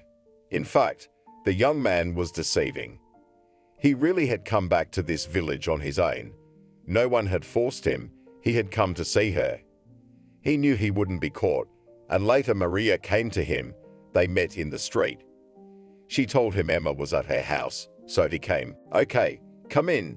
She didn't know what Maria would say, but she didn't care much right now. They went to the kitchen. Emma was uncomfortable in one sheet. She left for a few minutes in the room. She came back in jeans and a t-shirt.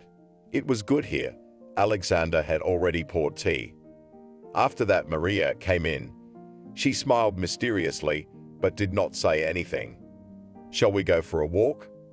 Alexander called out to Emma. He wanted to go back to her house. Good, she liked Alexander. Once they were inside, and realizing how much work there was to be done here, the young man came close to her. "I lied to you. I came to see you." He was close again. She could feel him. "And I'm very happy about it," she told him in the same tone of voice. "What about your husband?" Emma felt him tense up. No more husband, and it was true. "Emma," he took her hand, "I liked you." "And I like you." She'd never admitted that openly to anyone. "Will you come with me?"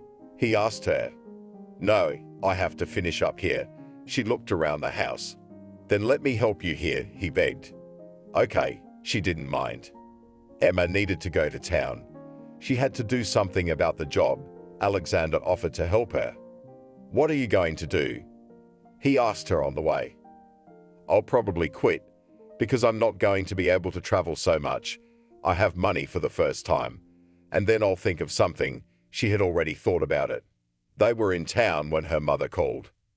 "Emma, are you in the village?" she asked her. "No," the girl got worried.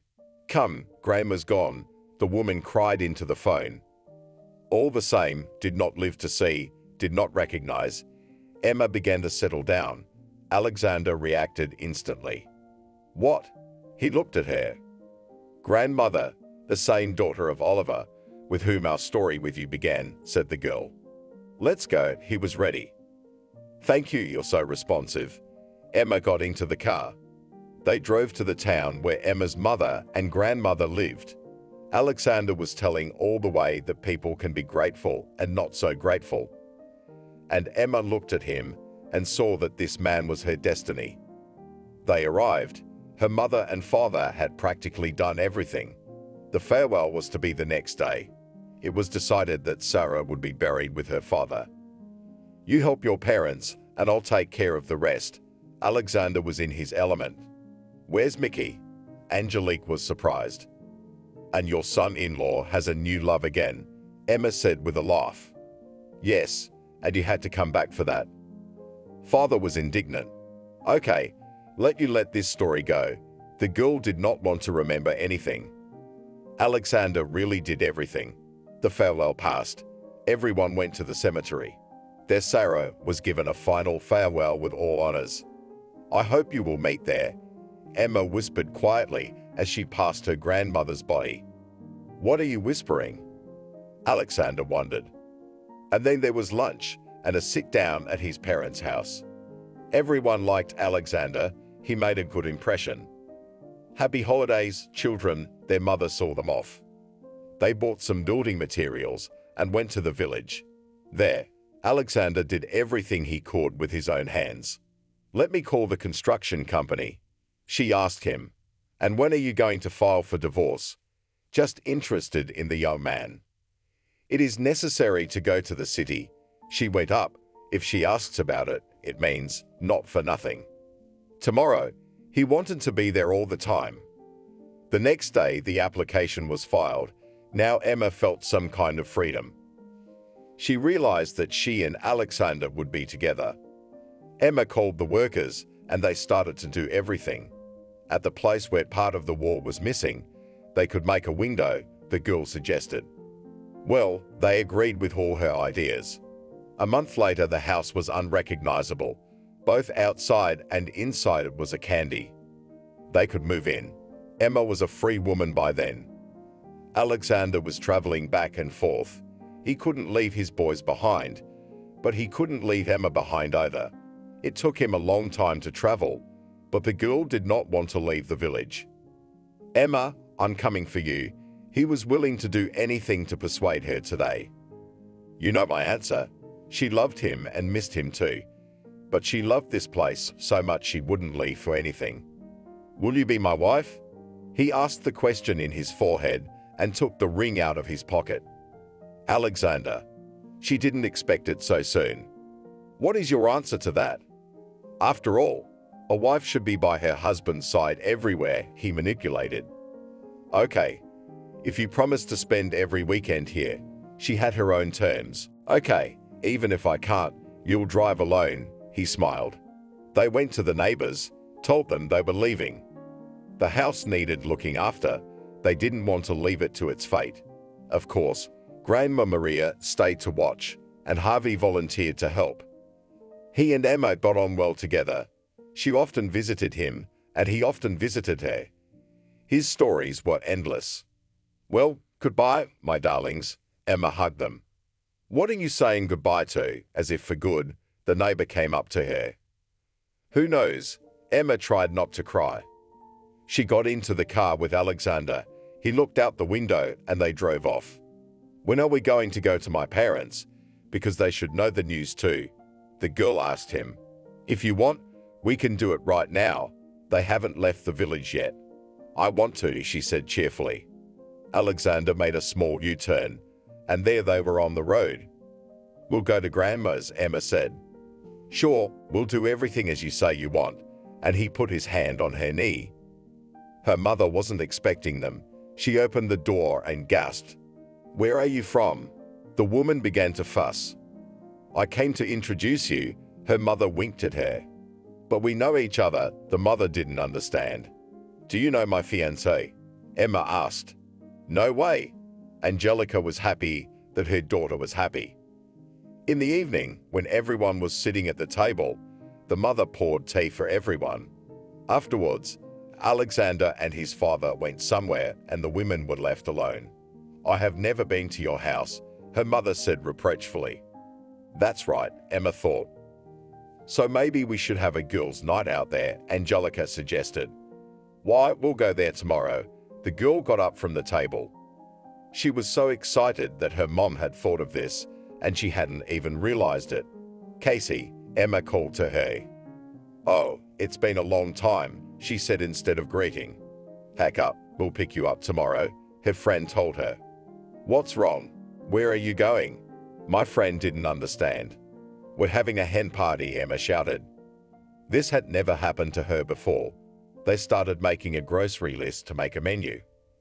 And then Alexander came back. He saw Emma glowing. What are you doing? The young man came over and kissed her. We need to go to the village. She did not ask, in asserted. Then the girl's mother explained everything to the guy. He understood. Good, and I'll work for a while. He was ready to do anything for her. The next day, in the deserted village, which was considered dying, a real fun unfolded. Maria, Angelica, Casey, and a couple of other village girls were there. Well, Emma, good luck to you. They raised their glasses. And she knew she'd be happy without it. Alexander, I'm ashamed to ask you, but we need to get everyone home. She looked at him, and I have another thing to do there. Good, he didn't even have to ask. Yesterday, when she met Maria, Emma felt sick. The neighbor smiled, said she was pregnant. How come? Do you have X-ray vision? Laughed Emma. Now she wanted to be sure. They stopped by the pharmacy, bought a test. It was pregnancy. In town, Emma asked him to take her to the cemetery. When they arrived, he got out of the car and opened the doors. They quickly found Grandma's grave. Emma squatted near the monument. Now I realize why you spent your whole life telling your story. You knew we would meet, Emma began to say. Do you think it was fate, not chance? Alexander touched her shoulder. Yes, she turned to him and nodded. She also looked at him with her eyes. Children, we were here not long ago. Let's go home, said the mother. Yes, we were, but there was something I didn't know yet, Emma intrigued, as she liked to do. And what was that? They looked at her and waited for an answer. Grandma, the memory of your father will live forever. She touched her stomach.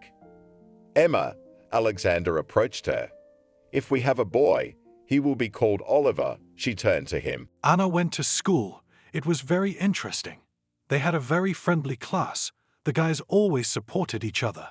Hi, everybody. Andrew came into the class. He was always up to something. It's Saturday. We have to think of something. Lekka came up to him. We'll think of something.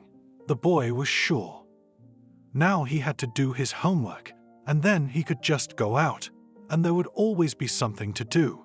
Guys didn't have to think long enough to do something, and the girls did not lag behind them. They were always with them, even when they hooliganized. Everyone in the class was practically the same, only Tony was different from everyone else. He could not tune in. As a dictation or a test, the boy always grabbed 2s. Well, as you cannot realize that educated you will be useful in later life, said his friends. Leave me alone, as it turns out, so I learn, he told them. And you try, work hard, there is not so much left till the end of the 9th. His classmates did not want to lag behind. And again they all sat together in the classroom and laughed about something. When the teacher entered the class, she looked at the boys and girls sternly. They immediately stopped talking. Though the class teacher was young, only after the institute, they were afraid of her and always listened to her. And now, after lessons, they were running to the river. It would be fun there. Tony sat a little further away, although he was cheerful and also did a lot of silly things. Today, apparently, he was not in the mood. Why are you sad? Anna came up to him.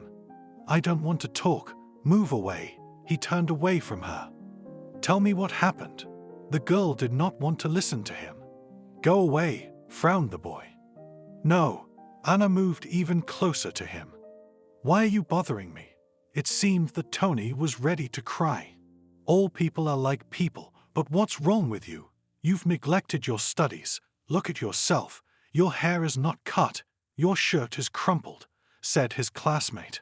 And what do you want from me? He sat there frowning. We're worried. Anna was telling the truth. Yeah, I see how you're worried. He looked at the others, who had taken off their shoes and were already knee-deep in water. So it's just a good mood, but really? She stopped talking, not knowing what to say next. Tony sat there drawing lines in the sand with a stick. There was a lot of heat in his family. Back when he was a little younger, Mom and Dad used to be happy. Dad would come home from work, always bringing some candy or something. Mom would cook a nice dinner. They'd sit at the table together, eat dinner, talk. The man would always say something funny. Tony would laugh until he cried. And then, where have you been again? Mom yelled. What do you care? Answered the father in a voice like he was unloading railroad cars. No one laughed anymore. There was no smell of delicious cutlets or anything else. It got very tense. Neither Mom nor Dad paid any attention to Tony, and he didn't understand what was wrong. It went on like that for about 2 years, and then Dad didn't come home from work at all. Mom, where's Dad? The boy came up to the woman. How should I know? She was sitting at the table, a bottle in front of her. Why? The son looked at her. Leave me alone. So the mother started drinking. Every day it was more and more. And what should I wear to school today? He looked at the clothes piled in the corner, which had not even been washed, what to speak of ironing. Find something. His mother wasn't going anywhere because it had been 3 weeks since she'd been fired. That's how Tony had slipped up in his studies and everything. He couldn't tell anyone this because he was very ashamed in front of his classmates. But his story didn't end there. One day someone came to their house. After there was a knock on the door, the boy went to open it, and a woman stood on the threshold. Hello, she entered the apartment. Good afternoon, looked Tony at her. Where are your parents? The woman looked around. Mom's asleep, looked back into the room, and even though he was a child, Tony realized it was coming for him. So, she stretched and walked to where the boy was looking. You wouldn't think it. She'll wake up soon and go to work, he told the visitor. Yes. Now we need to find out where your father is. The lady shook her head and continued to look around at the conditions Tony was living in. Now she took the boy with her until the boy's father was found. By evening he was found. He came to pick up his son. It was obvious that he was excited. Tony, son, what's wrong? He knelt down in front of him. Dad, take me away from here, the boy asked him. If he had been a little less years old, he probably would have cried. but now he was experiencing everything inside him. Sure enough, the man talked to the law, then put his hand on his son's shoulder, and they went from there. In the car, they rode in silence to where the man now lived. They entered the apartment. A woman met them in the hallway. "Hello," she said cheerfully. "Hello." The boy looked at her. Now he understood what had happened, why his dad hadn't come home, and why his mom had started drinking. "Come in." His father pushed him towards the room. "Are you hungry?" "No." Tony shook his head. He didn't want to eat or drink anything in this house. The boy realized only one thing. If now he starts to do something wrong, he could just be put in an orphanage. And the boy also understood that until the end of the 9th grade was just a little bit. He had to make it through, and then he would just leave this town from his mom and dad, who suddenly didn't need him. "Okay, then go. Maria has made a bed for you," his father showed him. "Thank you." The boy tried to be polite. From that time, everything became unnecessary. No studies, no friends, nothing. He was only waiting for one thing, to pass his exams, to get his certificate, and then he would go far away. And then there was Anna, who he liked. "Can I come in?" His father came into the room. "Yes," nodded the son.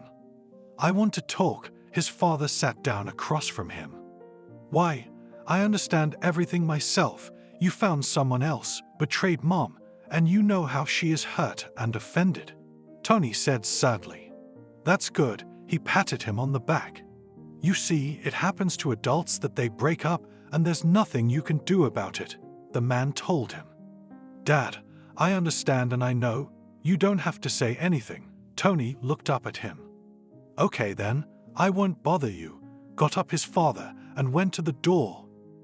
Marie, his new lover, didn't care what the boy was wearing or how he looked, so he walked as he went. "Tony, are you hung up?" Anna poked him in the side. "Huh." He turned to her. Sitting there, silent, she tried to look into his face, but he looked away. "Anna, go to the others, leave me alone. I don't feel like talking to anyone," he asked her. "Why did you come with us then?" The girl couldn't understand. "I have nothing to do at home." He was telling the truth, only he couldn't say why. Anna shrugged her shoulders, stood up, and went to the others. "And you're the same." He turned and looked at Anna after him. They sat for a while longer and then got ready to go home. "Tony, let's go," Anna called him. His friends stood waiting for their friend and classmate. "Go on, I'll catch up with you," he told them. "No way." Anna walked up to him again, offering her hand. The guy reluctantly stood up. He liked her, so he didn't refuse. And again they were at school, discussing future exams and everything else.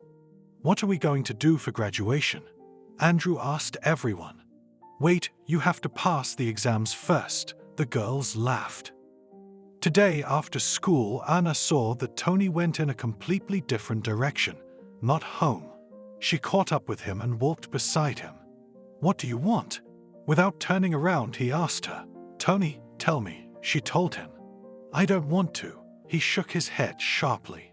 "I swear no one will find out." She stepped ahead of him. "What do you want from me?" He tried to get around the girl. "What do you mean what? We all care about each other." She said it with an expression that made Tony laugh. "I'll be leaving soon, and we'll probably never see each other again," he told her. "How do you leave?" "And the 10th grade, we dreamed."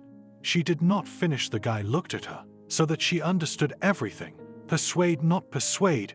He will still leave." "What does your mom tell you?" the girl asked him. "Nothing." It was funny again, but that was only because Mom couldn't say anything at all right now. Even if she did, it would be off the record. Tony continued to live with his dad and his new girlfriend, who he didn't like at all.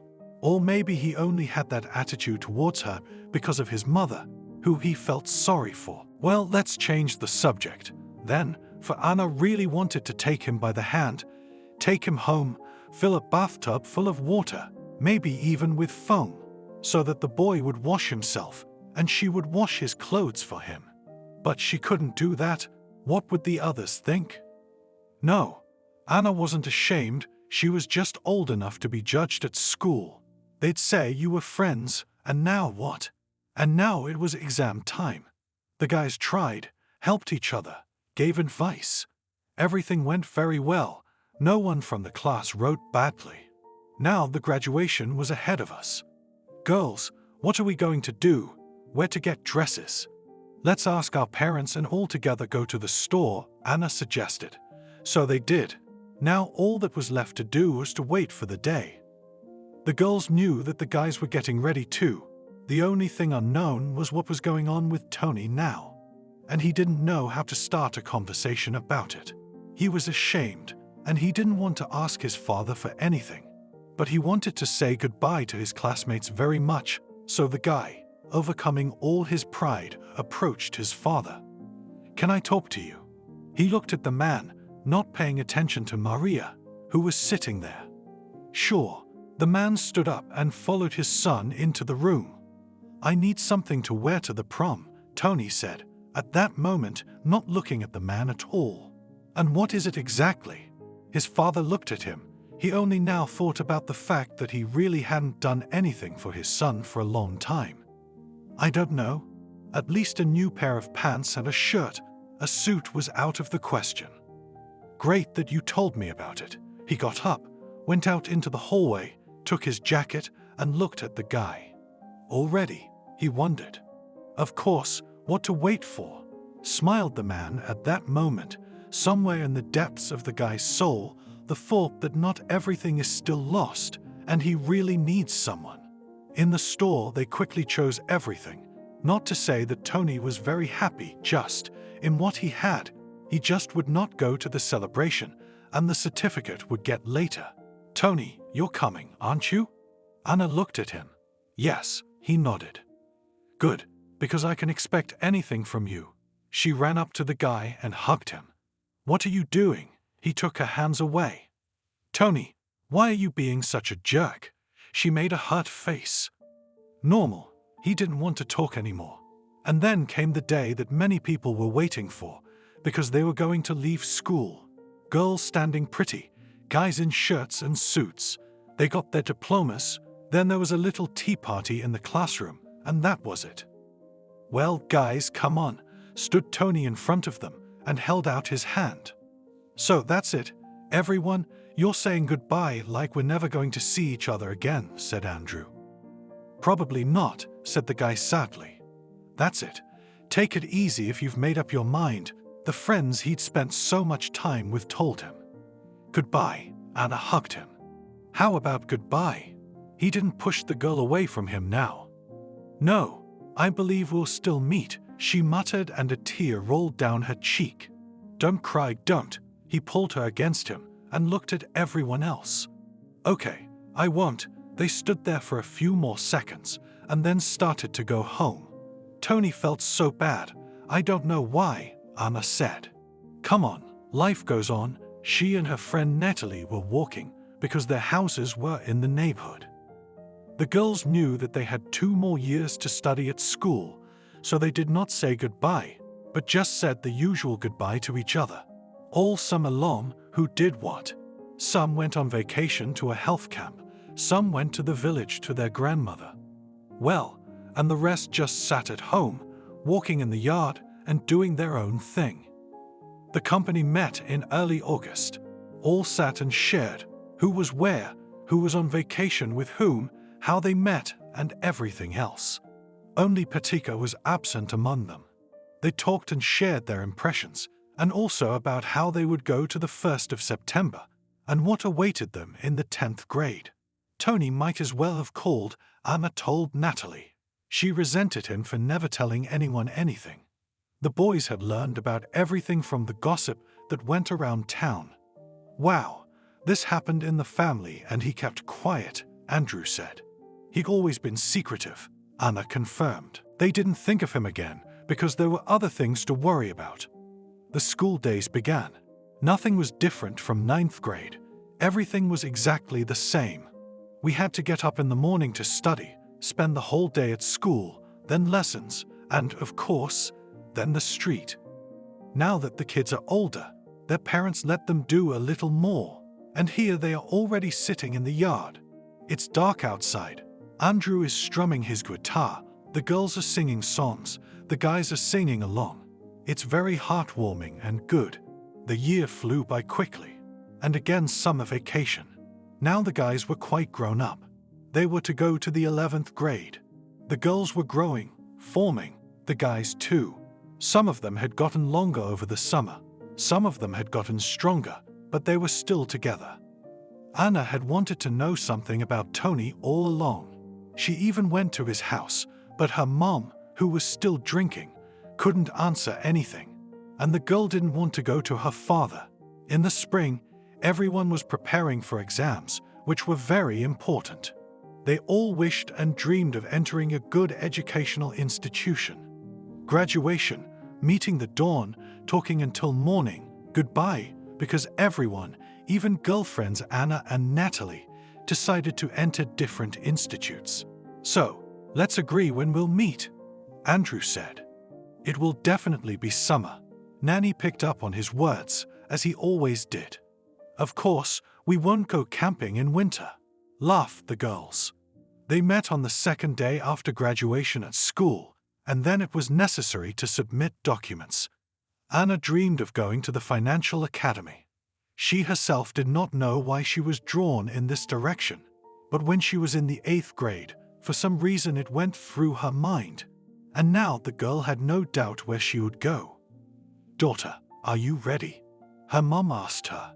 I don't even know, she doubted herself, because she imagined what exams she would have to pass there. Her grades were not that good, but she knew math, English, physics quite well. And so, together with her parents, she came to the academy where she wanted and dreamed of studying. They put the applicants in a dormitory for the duration of the exams, and now the girl was left here alone. "All right, Anna, break a leg," kissed her mother. "Thank you," she smiled at her. "Not thank you, but to hell," said the father. Well, to hell. Anna didn't want to send her parents there. Preparations were in full swing, everything seemed fine. But when the exams came, the girl realized that she had written something, but most likely, the points did not get. That's how it turned out. "Why are you crying?" A young man came up to her when she was standing at the board with the list of applicants. "I didn't get in," she shook her head. "So what's the big deal? Wait a year and start over," he advised her. "No, I won't waste time," Anna said. She called her parents and told them that she was going to a college in the same city and would enroll there. "Anna, how can it be? You wanted to go to the institute." Mom got excited. "Don't worry, everything will be fine," assured her daughter. "All right, daughter, as you wish," the woman told her. They said goodbye, and the girl went to the place she had just told her mother about. The admissions committee had enrolled her, and just like at the institute, they put her in a dormitory for a week so she could prepare. Compared to the financial academy, the exams here were very easy. Anna even grinned when she saw the assignment sheet. She quickly solved it all and went to the desk to turn it in. "Are you sure?" the teacher asked her. "Absolutely," she answered, put the sheet on the table and walked towards the exit. "All right," she took the sheet in her hands and once again looked at the back of the woman who sat behind the desk. A few days later, the results were known, and Anna saw her name among those admitted.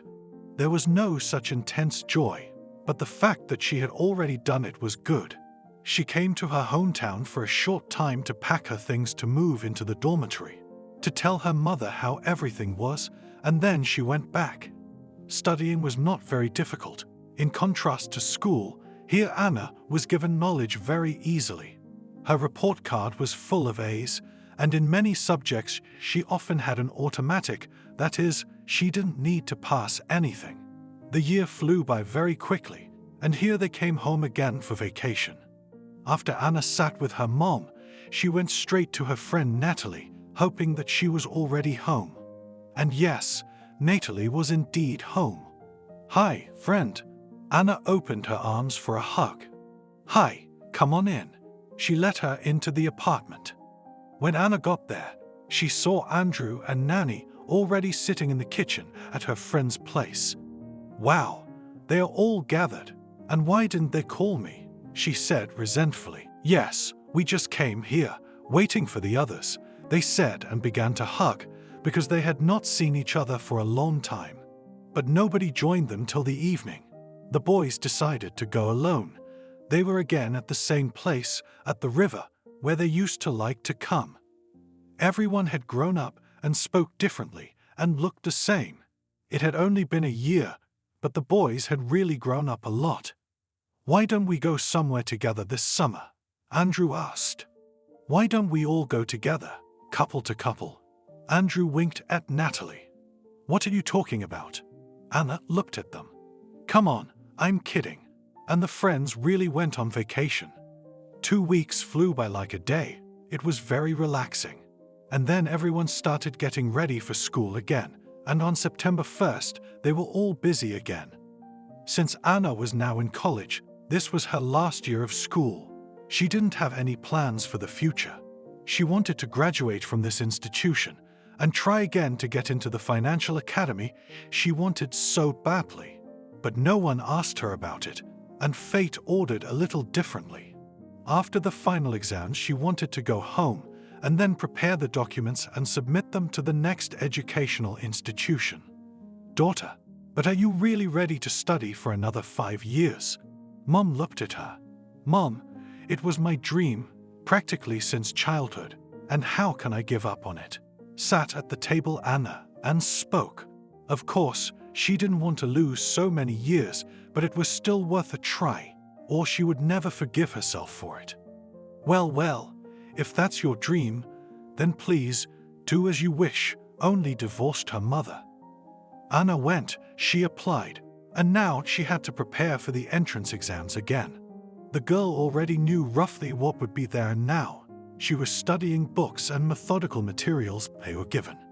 When the exams were over, it was left to wait a week, and then find out who got in and who didn't. Anna decided not to waste time here, to go home. And what happened a few months after that was very important and very hasty. "Where's Mom?" Woke up in the morning, and Anna asked her father. She had gone to the woods, her father told her. "I wonder why she didn't invite me along."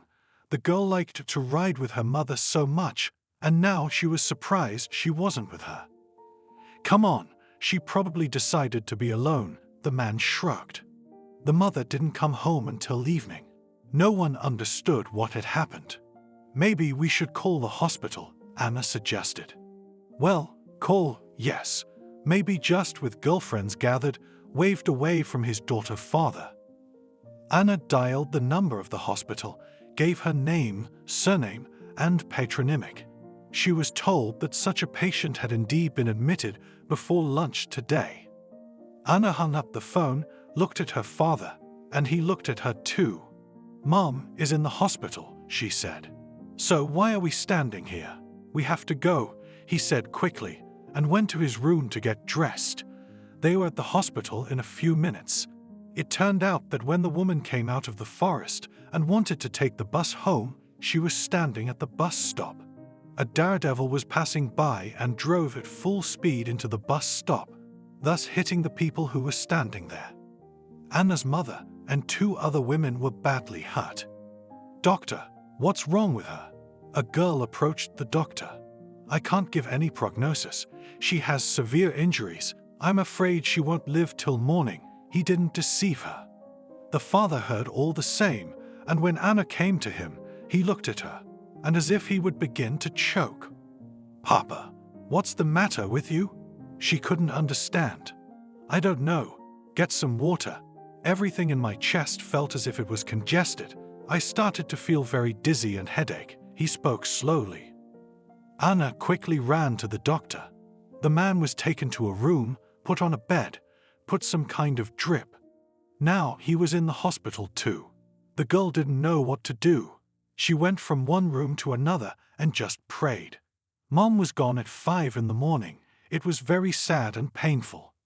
Why did it happen to me? The girl sat crying in the corridor. She did not understand how just like that, In one day could go away a man who even yesterday welcomed her home and treated her with delicious cakes.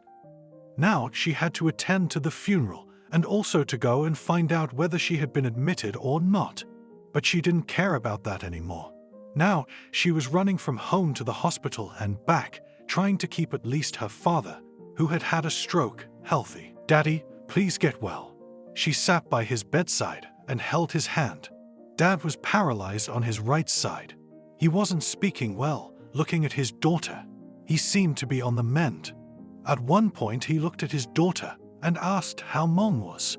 She hadn't told him anything yet. "Dad, don't worry. Everything will be fine. You and I will live together." The father's pupils dilated. He squeezed his daughter's hand and closed his eyes. "Doctor." She ran out into the corridor. The doctors quickly came to the room, but they couldn't do anything. "God, how will I live on?" The girl clutched her head. She realized that now it was necessary to organize another funeral. Her father had outlived her mother by only a few weeks. She was sitting in the cemetery now, 2 graves in front of her, covered with flowers. Natalie was beside her. "Girlfriend, don't worry. We're always here for you. We'll always support you," she told her. "You understand, I was orphaned. Because of some daredevil, I lost my mother and father, who seemed to be quite healthy, and nothing foreshadowed that something would happen to them." The girl did not understand. "Why didn't you go to the institute?" Natalie asked her. "What are you talking about? What institute?" She looked at the monuments again. Now she had to think about what to do next. There were no plans in her head.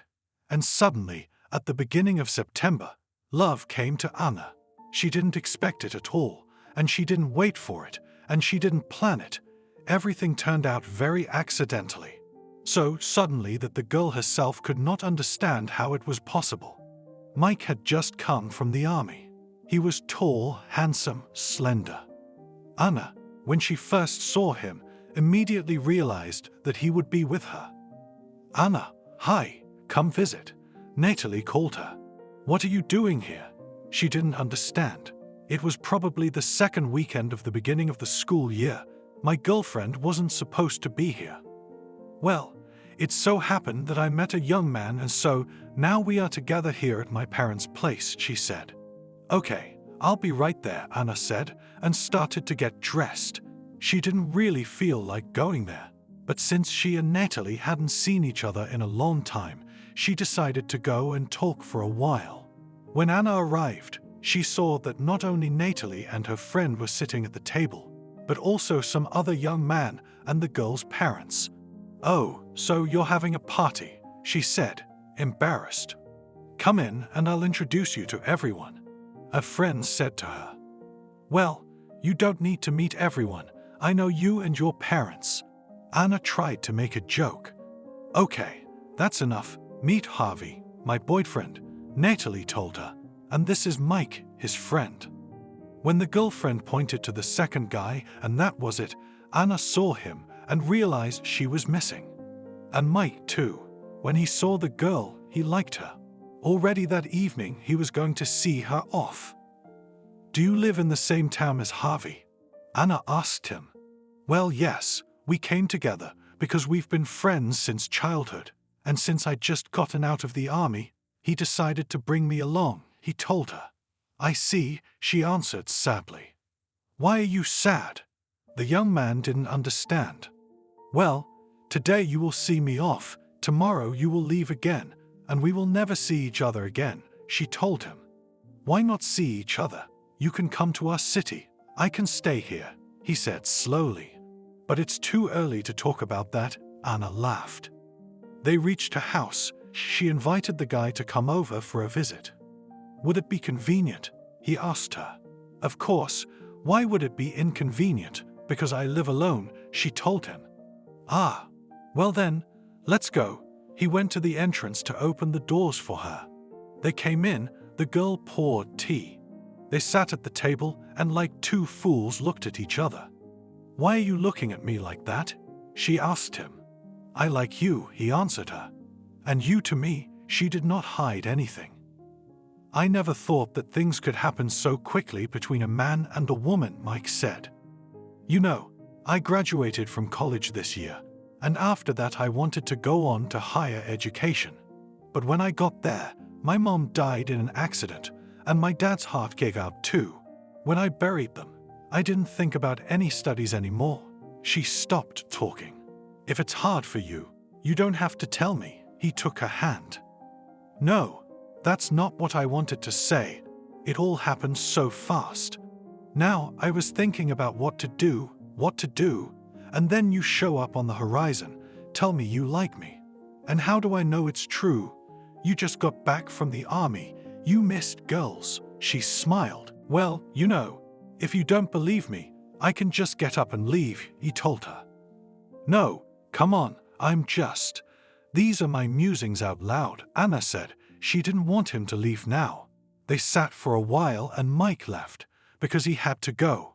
The next day, Anna knew that Natalie had to leave. Accordingly, Harvey and Mike were going too. At first, she was going to go to the train station to see them off, but at the last moment, she stopped and thought that they could still call or meet some other way. And now it would be very sad to see off the man she had liked only yesterday. So she did, and just stayed home. The girl drew herself a bath, lay in it, relaxed. There were different thoughts in her head. She thought about him, and what they could have had, and in general about everything else. Anna had a towel on her head. She put on a robe, went to the kitchen, put the kettle on the stove. At that moment, there was a knock on the door. She was surprised, went to open it. On the threshold stood Mike, holding flowers in his hands. "Hello," she said to him. "Hello." He handed her the bouquet. "Why didn't you leave?" She was surprised. "Here, I decided to try my luck. If you let me stay. If you don't let me stay, I'll leave tomorrow," he told her calmly. The girl looked at him.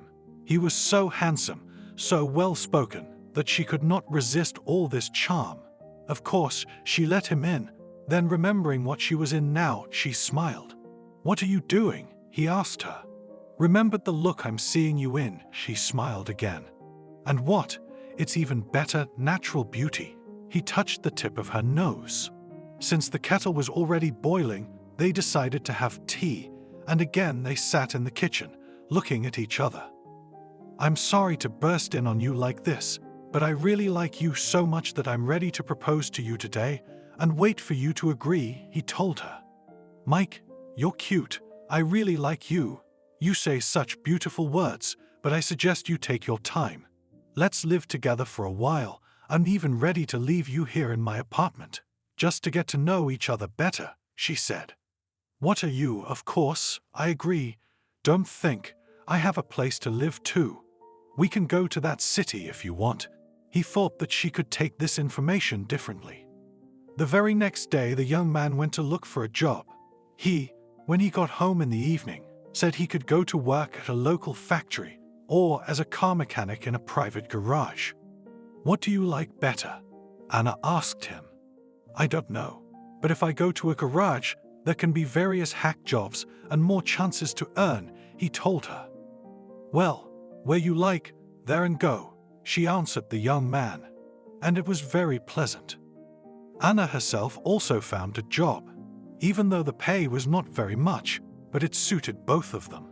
Now they had enough for rent and groceries, and there was still a decent amount left. On New Year's Eve, Natalie and Harvey arrived. Harvey knew that Mike had stayed in the city, but he didn't know why, and Anna hadn't told her friend anything. This is where you quiet ones come in. Friends came to visit them.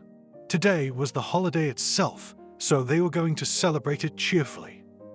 "That's it, we're going to be family friends now," said Harvey. "So, I have one condition to you," said Natalie, "until the summer, that the wedding is not even planned." "What? They won't let you go if we play it in some other month?" Mike asked her. "Why would you want it to be cold in the winter or slushy in the spring? Summer is perfect. I'll go on vacation.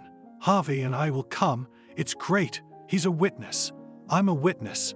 Natalie, as if she already knew what was going to happen next. "Girlfriend, you're so funny." Anna laughed. "Mike hasn't even proposed to me yet, and you already know when we're getting married, who the witness is, maybe where we're going to have it." Everything would be fine, Natalie was sure. This New Year's Eve had been wonderful. Natalie with Harvey, Anna with Mike. And they didn't expect a knock on the door half an hour before the chimes. Who could it be? Anna looked at her friends. "I don't know, I'll open the door. Let's see, it's New Year's Eve. Who knows who came to congratulate you," Natalie said. When they opened the door, they saw Andrew and Cindy, their classmates. "Where are you from?" Natalie was happy. "What did you think? That you were going to get rid of us for New Year's Eve and spend it alone?" Andrew took Cindy by the waist and they went into the apartment. "Oh, even so," the girl said after them and winked at her friend. There were more people at the table now. The champagne was poured into glasses. The wished ones made a wish. Everyone pumped hurrah and drank. "It's so good," said Mike, when practically at dawn, everyone dispersed. "Yes, we make great friends," Anna confirmed.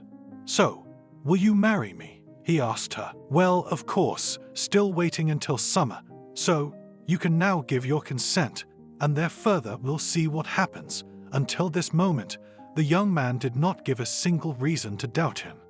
They worked, planned how and what they would do for the wedding, remembered about friends who again went away to study. "How many children do you want?" Mike asked Anna once. "I don't know, at least one." She looked him in the eyes. "I really want a baby girl," a girl said, her future fiancé. The girl only smiled because she too had always dreamed of a daughter. In May, while Natalie was taking exams, Anna went shopping and chose a dress. She didn't want a noisy wedding, but she didn't want a modest one either. She saved money to buy a good dress. Everything was bought, and when Natalie arrived, the young people went to the registry office and filed an application. The wedding was scheduled for mid-August. "Natalie, you are so beautiful," Anna told her. "And you are happy," Anna whispered back. "What's that all of a sudden?" She didn't understand, because Natalie and Harvey were still together. "Why does she say that?" "Because you've been asked to marry and I haven't," she said snidely. "Don't be jealous, you'll get there in time, you're still studying, so don't even think about it," she told her. The next day there was to be a celebration, and the girls were preparing for it. When Anna put on her dress, Natalie looked at her with an admiring gaze. "What are you doing?" Her friend turned to her. "Anna, you look so beautiful." She looked at her, walked over and gave her a hug. "Thank you, girlfriend, for always being there for me," the bride thanked her. She was completely ready now. They heard cars honking outside the window. It was Mike and his friends. "Are you ready to be a wife?" Natalie asked her. "I don't know, but I think I am," laughed Anna. The friend held a small ransom. After that, they got into cars, went to the registry office, and then, all, as usual, rides, restaurant, and a party until morning. "My wife, come here." Mike pulled her to him. "Man, that's a grown-up word. I don't like it," she told him. "But now you have status." He laughed at her. Anna kept thinking that maybe now, when everything is settled, she will be able to enter. And while her husband is working and earning money, she will study, get a diploma, at least by correspondence. But while she was thinking, the time of entrance exams was missed, and she again flew like a plywood over Paris. "Look, maybe it's really not your thing," her husband told her.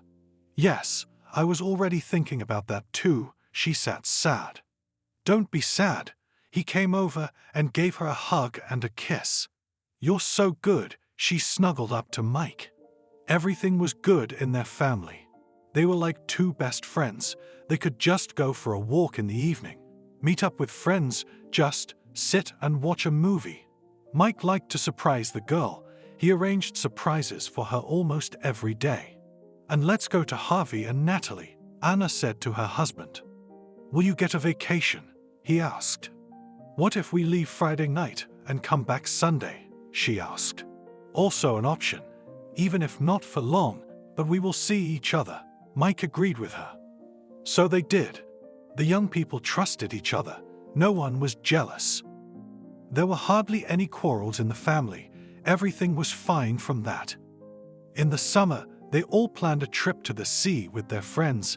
Andrew and Hope were also with them. When they arrived at their friend's house, Natalie was very happy to see her.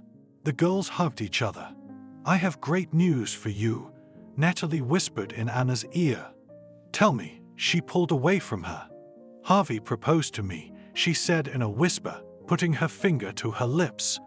"What's the secrecy?" She didn't understand. "He told me about it last night, but he hasn't made it official yet. I think we'll get together at the table today when you arrive and discuss it together," she said. "Oh, Natalie, I congratulate you." They hugged once more. In the evening, indeed, when everyone was sitting around the table, it was very nice. Harvey stood up, coughed. Then he took out a ring, put it in front of Natalie. "Do you want to spend the rest of your life with me?" he asked her. "Of course, darling. I've been waiting for this for a long time." She stood up, hugged him and kissed him. "Oh, I'm so glad." Anna clapped her hands. "Well, we should drink to that." Mike poured champagne into glasses. They were happy for their friends. After that they sat for a long time, talking about family life, what and how it happens. Right after they went to the sea, Harvey and Natalie got married. They decided to stay living in the city where Harvey lives, so the girlfriends were upset that they would see each other less often. When the vacation, the wedding, everything was behind them. Anna went back to work. Mike was working too. One fine morning, the girl felt very sick. She turned to her husband, pushed him in the side. "What are you doing?" He turned away from her. "Mike, I think that you and I will soon become parents," she told him. "I don't get it. Did you dream this today?" He looked at her surprised. "I'm dizzy and nauseous," Anna smiled. "You know, maybe you ate something unpalatable last night, and that's what made you sick." He got up from the bed and spread his hands. "Yes, it's not checked yet, but I hope so," Anna smiled. Then she went to work. On the way she went to the pharmacy. She sat up till evening to come and check it out. Knew she should do it in the morning, but she couldn't wait to see. And yes, she saw the two long-awaited scarlet stripes. Now she was waiting for her husband to come home from work to tell him about it. He came in, dinner was ready. They sat down in the kitchen, and while he ate, she stood by the window because she couldn't smell the soup. "Look," she put that strip on the table. "Anna, no way." He stood up, kissed her.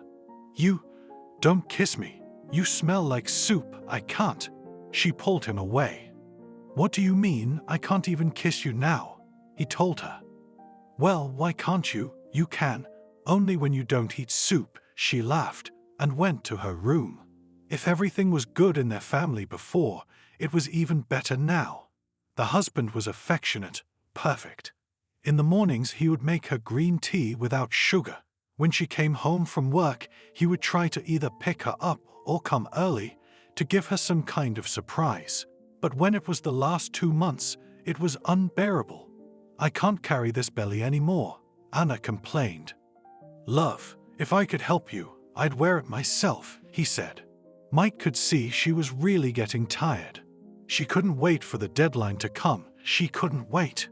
And when the due date actually came, Anna was in the hospital. She had the baby, and Mike was running around outside her window. He'd bought some stuffed toys and was running around congratulating his wife. Everything was rosy. He kept calling and writing, still congratulating her. Anna read the messages, tears running from her eyes. The couple had a baby girl who was named Selena. When Anna texted that they were being discharged, Mike rushed over on wings of happiness. He picked up his girls and took them home. "I've done some cooking here," he told her. Anna walked into the apartment, saw the balloons, the crib. It was nice, and even though there was no more room in one room, but in tight quarters, not in a fence, she thought. Now, If she thought it was hard to walk with a belly, there were times when it was even harder. Jeanne, well, help me at least a little, she asked her husband. I can't, I have work, he answered her. In general, lately he was often late, and Anna began to notice the smell of alcohol from him. Once she put Selena to bed, she went to the kitchen and called her husband. What else? He came there. Let's talk, Anna asked him. About what? He said tiredly. Don't you notice something has changed in our family? The girl asked him. I notice. Your child is always yelling. You in a stretched robe. Wash your hair once a week. I completely stopped cooking. He reproached her. First of all, not my child, but ours. Secondly, I can go in a dress, but it's not very comfortable. And thirdly, why should I cook for someone if you come at midnight? Now she told him her claims. Anna, I don't want to listen to this. I want to sleep. I'm very tired. He wanted to leave the kitchen. Are you very tired? You come home at 2 o'clock in the morning. You stink like a stranger. Then you sleep until lunchtime. Get up and go to your job again. I don't see that you overworked or brought in twice as much money as usual. Anna actually shouted, but she did it in a half-whisper so that the child wouldn't wake up. Yes, what have you done for our family? He sat down on a stool and folded his arms across his chest. I have to do something. I gave birth to your child. At this point, she couldn't stand it and cried. Well, let me stay with the baby and you go to work, he told her. And what, you'll breastfeed him? His wife got up and went to the window. If I have to, I'll feed him. He didn't give in to her at all. What happened to us? She looked at the one who a few months ago was ready to carry her in his arms. I don't know, I'm sick of it all. These screams at night, I can't listen to them anymore, sighed Mike. After that he started to stay at work even longer. He might not come home at night at all. Hi, friend. Anna called Natalie. Oh, Anna, I haven't heard from you for a long time. How are you doing? How is Selena growing up? Asked Natalie. No way. She told me what happened in their family. He was such a good family man. How could this happen? She couldn't understand. Here, imagine, happened, said a tired voice. Anna, I don't envy you. Natalie sighed and didn't know what to say next. Anna realized that she was only distracting her friend with her problems. It had been a long time since they had met with their classmates. Anna and Mike had more and more problems. Now they were fighting almost every day on nothing. He began to stay late at work. Now already with friends they could drink there. One day, they all came home together. What are you doing? We have a small child, Anna told him. And what? I can't sit with my friends now. He answered her in a drunken voice. You can sit with friends, but not in our one-room apartment, she told him reproachfully. So stay in your one-room apartment. He left and slammed the door. Okay, and you go. She stood by the door and cried to her heart's content. Selena was just over a year old at the time. And a couple days later, Anna got a call that her husband had been in a car accident. She and her friends decided to celebrate some event, went to a friend's house in the village. Apparently, they're at it, and on the way back, the driver did not cope with the control. All three of them died on the spot. What on earth is going on in my life? Anna said as she pressed disconnect. She called Natalie to tell Harvey what had happened, and she in turn called Andrew and hoped to support Anna. And now, as they all stood in the cemetery near the grave, Anna was crying and Natalie was pressing her lips together. I never thought we'd have to meet like this, here, she said. Yes, I wasn't happy for long, Anna said quietly. Nothing, friend, don't get upset. We are there for you. We will always support you. We will always help you, her friend said. I don't doubt it. It's just, how could he turn from such a happy and caring person into the kind of person he had been lately? They gathered. Now they were on their way to Anna's house. Selena was sitting with a neighbor. She was picked up now. The table was set. They sat down. Everyone was silent. Mike was a good guy anyway. Maybe having a baby had done something to him. He couldn't handle all the psychological stuff. Harvey was the first to speak. He poured everyone a drink. They drank in silence. "Okay, guys, thank you for your support," Anna told them and walked them to the door. She went to the kitchen, sat down at the table and cried. It was very painful and sad. Now she did not understand how to live further, what to do, how to pay for the apartment, where to get money. The money she received would not be enough for anything, and her daughter had to be fed and clothed. Anna made a decision. It was necessary to go to the doctor, to take a certificate to send her daughter to kindergarten. So she did. At first she was refused, but due to the situation, the girl was allowed to go to kindergarten 3 months earlier than the prescribed period. But this changed practically nothing. The salary that was paid to Anna all went to the apartment on the debts that Mike left. Even when she took out a survivor's benefit, that didn't save her. She had to take an extra job, and it completely exhausted the girl. She was working her ass off, but she still didn't have enough for anything. "Maybe you're just hung up on the money," Natalie told her as they talked. "Selena's growing by leaps and bounds. Now she's still in kindergarten. She has to buy clothes, bows, tights, socks. You know how expensive it all is. Again, the washing machine on credit, I already.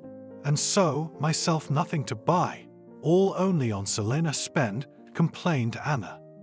Friends, both Mike's and hers, helped in any way they could, some with vegetables from the garden, some with money, clothes that were left over from their children. The girl was grateful to everyone. When she and Selena were walking from kindergarten, they went to the store to buy bread, and the girl saw that there were some chocolates, candies or something else at the cash register. She would ask her mom, and her mom would get tears in her eyes because she couldn't afford it. Natalie and her husband would come once a month. That's when Selena had a party. They'd bring all kinds of goodies, so the girl would have a feast. She could still stash something to save for later. Sometimes at night, Anna would sit in the kitchen and talk to Mike, looking at his picture. "Why did you propose to me? Why did you want to have a baby? Why did you want to have a baby so that everything would turn out like this and you'd leave me alone?" She looked at his picture, but there was no going back now. Sometimes she just wanted to talk, but she didn't know who to talk to. It seemed to her that her friend was fed up with her, that she couldn't listen to her anymore. The girl had lost so much weight that she didn't have normal clothes. She wore old ones that were 2 sizes too big. It was embarrassing, but she couldn't afford anything. "Hello, Anna," a neighbor greeted her on the landing. "Hello," she was always polite. "What's wrong with you? Look at you. The wind will blow you away soon," she told her. "Nothing. Everything's fine." The girl didn't know what to say. She lived her quiet life and did not want anyone to interfere with her. One day, Anna came home from work, took Selena from kindergarten, and they went home. "Mommy, can we go to the store?" The girl looked at her. "No, little girl, we can't go into the store yet," her mom told her. Like so many times before they had walked past a brightly colored storefront, Selena only looked in there and nothing else. They walked into the entryway, and as they passed the mailboxes, Anna saw something lying in them. "I wonder what it could be. I don't subscribe to any newspapers, and nobody writes letters nowadays." She turned as if to her daughter, but she stood looking at her with surprised eyes. The girl took out the envelope and looked at what was written there. Her address was indeed written, but from whom the letter was not specified. "Selena, an anonymous person is writing to us." She laughed and put the letter in her bag. They went up to the house, undressed, went to the room. Mom was preparing dinner and everything else. After that, the girl was bathed, and when Selena fell asleep, the mother went to the kitchen again. She made herself some herbal tea, sat down at the table, and then she remembered about the envelope. She went to the hallway, took it out of her bag, brought it back, sat down at the table again. When she printed it out, she saw that it was a real handwritten letter. She was very surprised at this. Who could have written to her?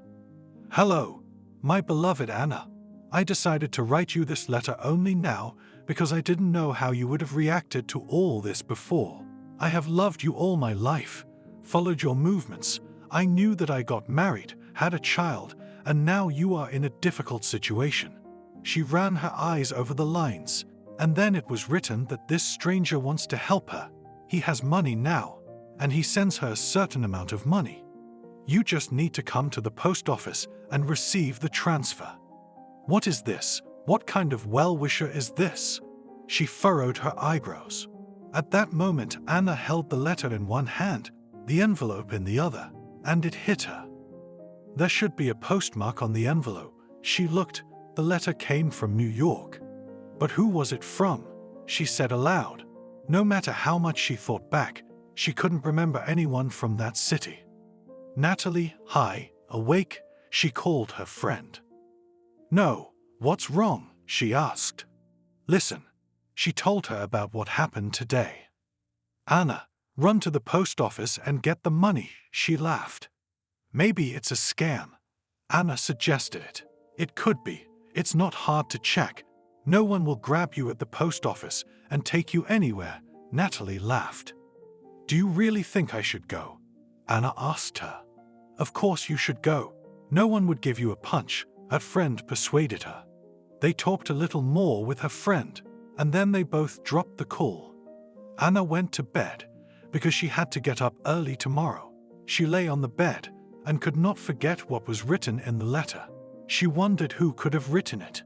The next day she excused herself from work and actually went to the post office. Hello, she went to the window. Good afternoon, how can I help you? The girl asked. There I should receive a transfer. Anna gave her a passport. When she checked everything, Anna saw that the girl's eyes got a little bigger. Yes, indeed, you have a transfer. The girl nodded her head. Good, I'd like to get it. Anna didn't even realize how much there was. She was used to always having to achieve everything on her own. She had never had anyone to help her. She stood and waited while the girl did something. The woman typed something at first, then got up and went to bring the director, apparently. Yes, everything is fine, the woman confirmed and looked at Anna. Here, please, sign here. The girl gave her some paper.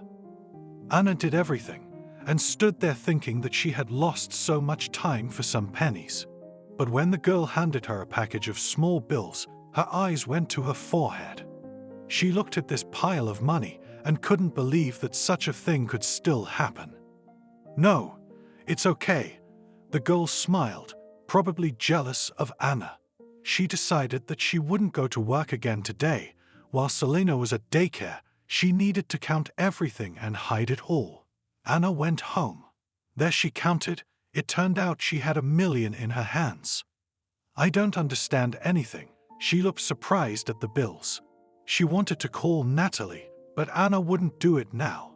She went to the daycare center to pick up her daughter. Now there was only one thought in her head. Who could send her so much money?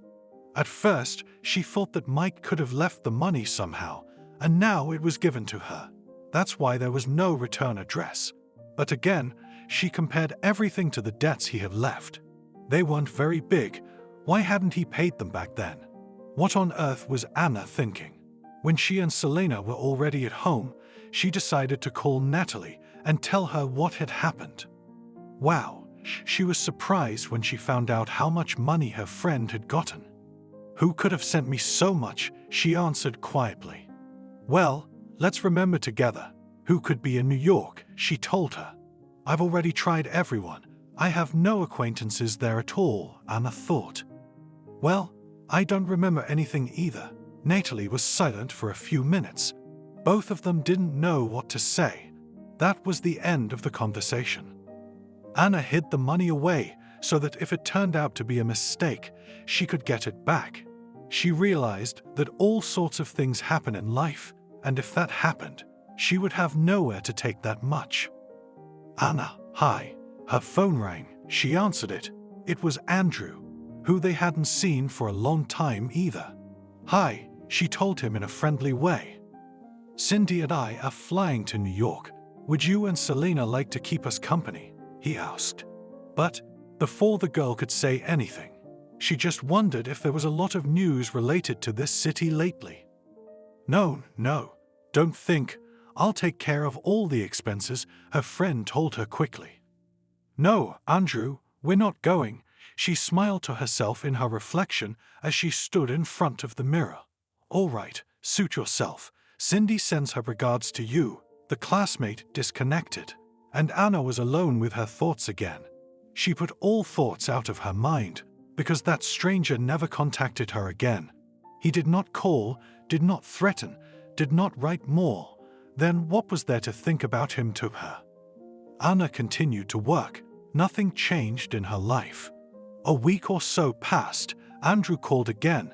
This time he was gibbering into the phone. It was incomprehensible. "What's wrong?" Anna was worried about her friend. "We urgently need to meet. You have no idea what news we have," he said very loudly. "Calm down. Let's go through everything in order." Anna didn't want to take off from work just like that. "Okay, come on. I don't know if I will live to see the evening with this news. Come home soon," he said it, and that was it.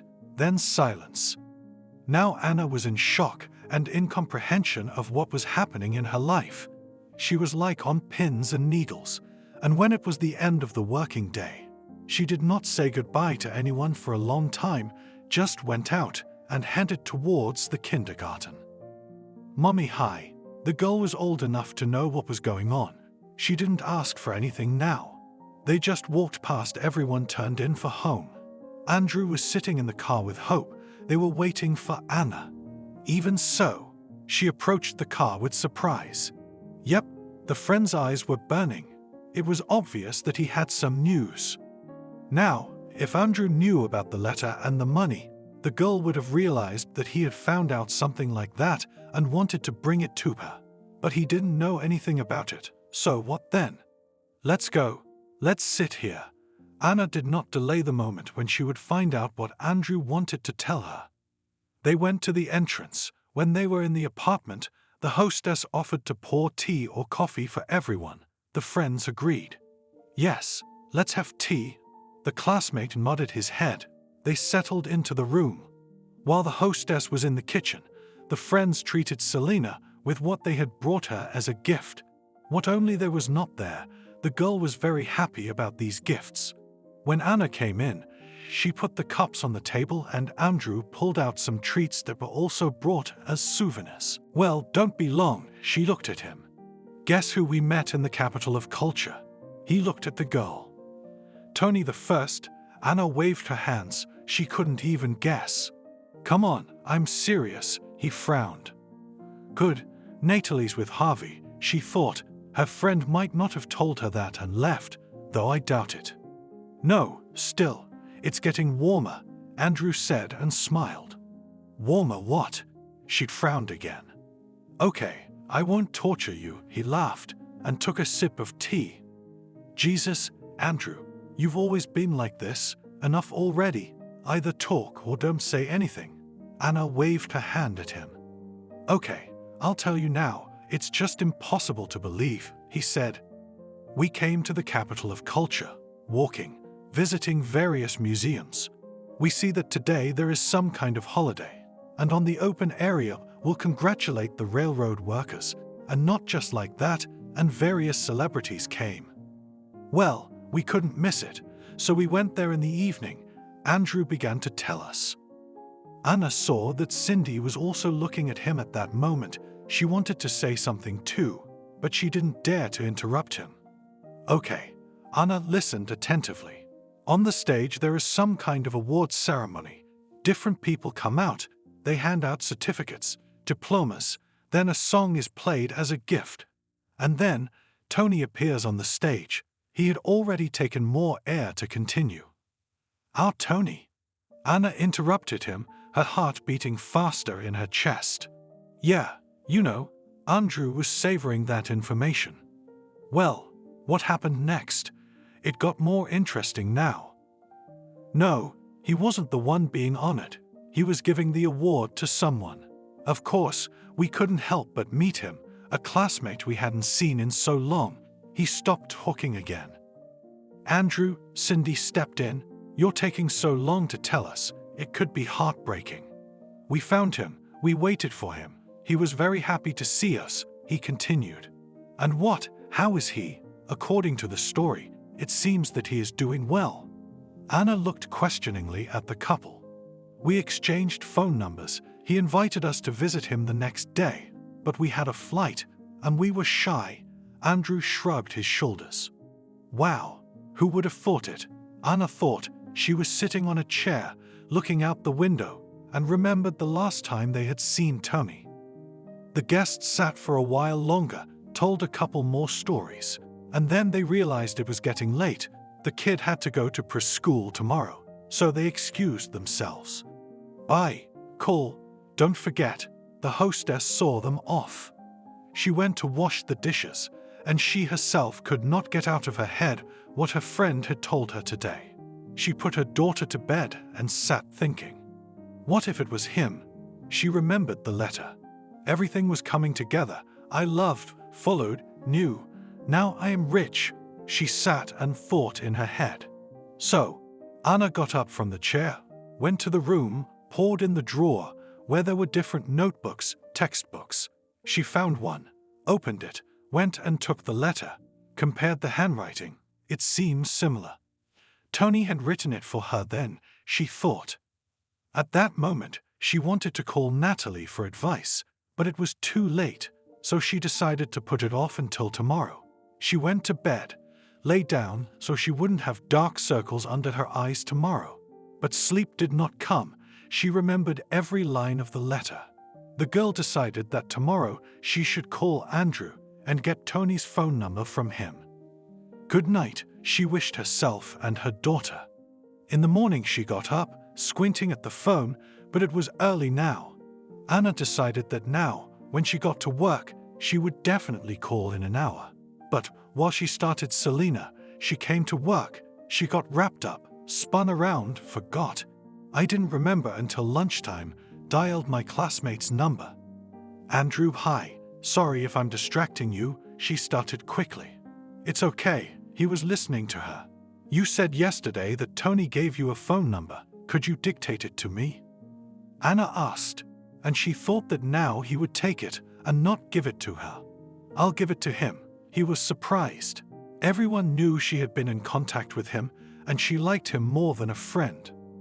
After the conversation was over, Anna immediately dialed another number she knew by heart. Hi, she said cheerfully to her friend. Hi, why now and not tonight? Natalie wondered. There is news, Anna said cryptically. That's it, she was intrigued. Tell me, she couldn't stand it anymore. Yeah, you should know how intrigued I was by Andrew yesterday, Anna remembered. She told everything she had learned from her classmate and her assumptions. Oh my God, a whole detective story. Her friend said it into the phone. Do you think I should call? At that moment, there was a message from Andrew with a number. Call, even if it's not him, just to talk, Natalie said. I was thinking the same thing. Anna was glad her friend was supportive. Of course, she couldn't do that right now, because she was afraid she might tear the man away from some important business. She decided that she would do everything in the evening. They came home. Anna told her daughter that she had an urgent matter, went to the kitchen, covered the doors. Hello, she heard. Tony, hello, she said in reply. Anna, he recognized her immediately too, but there was so much surprise in his voice that it just had to be heard. Yeah, Andrew gave me your number, I confessed. Okay, what did you want? He asked her a question. Why did you send me that money? She had thought about this conversation for a long time.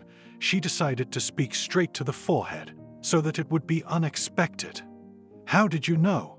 He fell into her trap. Because I'm smart, laughed the girl. I found out that you were sick, so I sent you. Tony did not hide it. Thanks, but you didn't have to, she told him, while she enjoyed the conversation. She remembered how she felt about him, and it felt good. Anna, come, he called her. What do you mean? The girl didn't understand. Just get on a train or plane. I'll pay for everything. Just come, he asked her. Okay, I need to think. She didn't know what to say. And what to think. Your daughter, at least in the kindergarten, even in school, will be a place you two will not suffer, he continued to persuade. Okay, Tony, I promise I'll think about it. It was nice for her to talk to this man. Okay, I expect your call soon, they said their goodbyes. After she put the phone aside, there was some tenderness inside that she felt then for this boy. She dialed Natasha's number again. Pack your things and go, she told her. Do you think so? Anna hesitated. I don't think, but I know. What will you lose? Your job for pennies? If something goes wrong, you can always come back, a friend told her. Would you go? Anna asked her one last question. Yes, I think that if something like that happened to me, I would be there already, laughed the girl on the other end of the phone. After that, Anna called Andrew and Cindy, told them everything, consulted them. They also approved the trip. Selena, let's go visit Uncle Tony. She came into her room. It would be an adventure, she clapped her hands. Then I'll make a call and we'll start packing. If Anna had known that this trip would turn her life upside down, she would never have gone. Tony, I've decided. We're ready to come, she told him the next day. Okay, as soon as I book the tickets I'll call you, he promised. Anna was worried, but as she lived now, she thought it would be better, and so really, we'll go just to visit, see a friend, and come back. And she wanted to give him the money.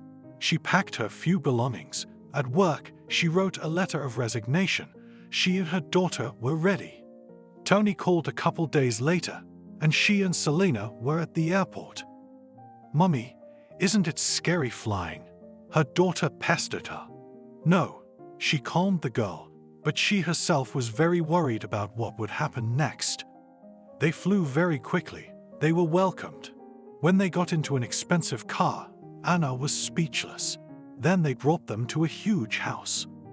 Anna, Tony came out to meet her. He was no longer the man she knew. Now the childhood friend looked very solid. He was wearing an expensive suit, and everything else looked good too. Tony, so uncomfortable, she was embarrassed. It's okay, let's go inside. He looked at Selena, smiling. Are we going to live in this house now? She at the little girl. We'll see, quietly, pulled her mother back. Now, as she walked beside her classmate, it seemed to her that they had switched roles. Now she was the ragged girl, in old and crumpled clothes, as he had once been. Inside, as you could guess, everything was swanky too. They walked through, Tony seated them at the table. Immediately the woman who was in the apron started setting up. Thank you, nodded the owner of the house to her. So, tell me about your life, Anna asked first, because she didn't want him to ask that question first. Oh, you know how things can change in an instant if you're in the right place at the right time, he winked at Selena. I take it none of this is to your credit? She looked around. Of course, how could I have done all this in such a short time? He laughed. Let's take it in order then. She wanted to hear the story from the moment he left school then. Well, that his mother drank because his father left her, you probably know. He looked at her, such sadness or even pain in his eyes. Yeah, the whole town was talking about it, she nodded. So, after graduation, Tony announced to his father that he was leaving to go to college in another city. He did. No one even went with him. He got into a railroad college, moved into a dormitory. Now it was easier, because there was no unfortunate divorcee Maria around, and he could not be taken to the orphanage from his mother. Hi. Practically in the first month he met Nina. She studied there too. Tony, the young man, immediately introduced himself. She said her name too. Let's go for a walk tonight, suggested the girl herself. Good, rejoiced Tony, that in such a short time he had a friend. Good, he agreed. He wanted to get to know her better. In the evening, Wanda told him about her family. Their stories were similar in some ways. She was from a small village, Her parents worked at first, but then her mother died and her father started drinking. So she came here to study. After her story, the guy decided to tell her his story. It turned out to be two soulmates. Tony and Wanda began to be friends and then to live together. At first, everything was fine. Maybe it just seemed that way. Then Tony came home. Wanda had set the table and there was a bottle. What's the occasion? He didn't understand. I just wanted to make you happy, she smiled. But let's not do that. He took the bottle off the table. Why? She didn't understand. Just don't. That's all, he said seriously. Okay, she put it away in the closet. At the table, Tony looked for a long time and then suddenly smiled, took something out of his pocket, put it in front of the girl. She looked at the gold jewelry and could not believe that the young man was proposing to her. He kissed her hand and put the ring on her finger. I agree, she closed her eyes. Then they just went to the registry office, got married, went on with their studies. But at some point, Wanda got addicted to alcohol. Tony didn't even realize it. And then he could sit in front of the TV with a beer. But even though he drank, he was a great student. He just loved what they taught here. When they were in their senior year, people who could get them jobs or advance their studies came to visit. Wanda, I was offered to go to New York to get a job there, he told her cheerfully. So what? She was jealous of him. She was under the fly again. It reminded the guy of his mother. Nothing, I'll go alone. He had already decided everything for himself. Ever since he was a kid, he wanted to get out of this poverty and everything else. What about me? She sat with her back to him and didn't look at him. And you, if you don't change anything, you'll stay cleaning the local station. Now she was moonlighting there. Good, she took it straight from the bottle. And Tony passed his exams and went to what he thought was his blue dream. And here he is in New York for the first time. Everything's interesting. Arrived at the address, filed all the paperwork. It was very nice the way people were treated here. He settled in. He couldn't have dreamed of anything better. Tony, today is a banquet in honor of young professionals who have recently arrived. One of those who came to work here, as well as he did, told him. Good, the man agreed. You had to be on the lookout to be known. Today he was getting ready. He still had the same pants and shirt his father had bought him for his graduation. They were a little tight, but there were no other options. Tony came in, a little embarrassed. It was a large room.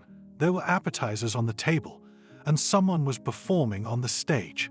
And then they were announced that they, the honor students, were here to work. It was nice. Hello, a girl came up to him. It was obvious that she was older than the young man, but so far no one cared. Hello, he looked around and wondered what she wanted. Shall we dance? She touched his arm. I don't know. The guy was confused now. Let's go, she pulled him along. They moved to the beat of the music in the center of the hall. There were a couple of other couples here, no one else dancing. My name is Martha, she said in his ear. Tony, he realized she already knew that, but he introduced himself anyway. You're so handsome, she kept whispering to him, and he didn't understand why she was coming on to him. Thank you, you too. He was confused and didn't know what to say. What? Who the hell are you? Do I look like an old woman? She pulled away from him. No, I'm sorry. I'm sorry, he started stuttering. Okay, I'm kidding. She pulled him out of the hall. Where are we going? Tony didn't want to go anywhere. You'll see. They walked to the car. She showed him to get in. Wow, the guy whistled. He got in the front seat. Martha took the wheel. They drove off. Tony, I don't know what you magnetized me with, but I really liked you. She turned to him. They arrived somewhere. It was beautiful. Martha stopped, got out of the car. Tony did the same. She came right up to him. You must think some crazy aunt, she laughed. No, why? He saw that the girl was a little cold, and he put his arm around her. and at that moment she clung to him as if she had missed that warmth all her life. "Are you coming to my place tonight?" Martha asked. "I don't know." He was at a loss again. "Don't worry, everything will be fine. Everything was happening so fast." Today the guy was in the woman's apartment. It was something. He looked around there like he was in a museum. Today he slept next to a gorgeous woman on silk sheets, drank freshly squeezed juice in the morning. And although the guy was not mercantile, he realized that if it all came to him on its own, why refuse? "I have to go to work," Tony told Martha on Sunday night. "What? And where do you work?" she asked. When Tony said, she threw her head back and laughed. "I don't see anything funny," he told her. "Okay, I'm sorry. It's just that I haven't met such truthful and naive people in a long time," she hugged Tony. Understandably, he took some offense. And then Martha's father came to visit. He was a very respectable man. He had his own big business. "Daddy, this is Tony and this is John," she introduced them to each other. "Nice to meet you." They shook hands. "Okay, Martha, you know I don't like you staying here. Pack up. Let's go home," he called them over. They packed up and drove somewhere outside of town. Here before the young man stood a huge house that had been built with his own hands. John was very proud of it. "I'm so uncomfortable," he whispered to her. "It's okay, be quiet." She put her finger to her lips. Anna sat listening to this story and couldn't believe that her Tony, who was very modest, could pull something like this off. "That's how I ended up here. Then Martha said it was time to get married, and I didn't mind. John brought me into his business. I started working for him." "I see," she shook her head, a little disgusted. "Well, then the worst happened." He looked up at the staircase that led to the second floor. "What's that?" She shifted her gaze there as well. "John had to go into town. Martha volunteered to give him a ride. I don't know what happened there, but the wife didn't control the car. They had a terrible accident, the father-in-law to death, and she permanently laid up." He was looking at Anna now. "The wife?" She looked at him fearfully. "Yes, she is lying in a room on the second floor. After John was gone, everything passed to her, and since she can't, I took over all the reins." He smiled. "And you're proud of that?" "I was getting uncomfortable sitting here." "Why? I sent you some money, knowing you wouldn't be able to accept it, and then I wanted to wait for the time to call you, but you see how it turned out." He grinned. "What's all this for?" She wrinkled her nose. "My wife wants me or someone close to me to take care of her. She won't let anyone else in," he told her. "Tony." She wanted to tell him that she should have talked about it on the phone, but he put his hand out in front of her to shut her up. Selena was asleep by this point. "Look, you take care of Marta. I pay your salary. Your daughter goes to kindergarten or school. I don't know where she goes. Everything's fine," he said as if serfdom hadn't been abolished yet.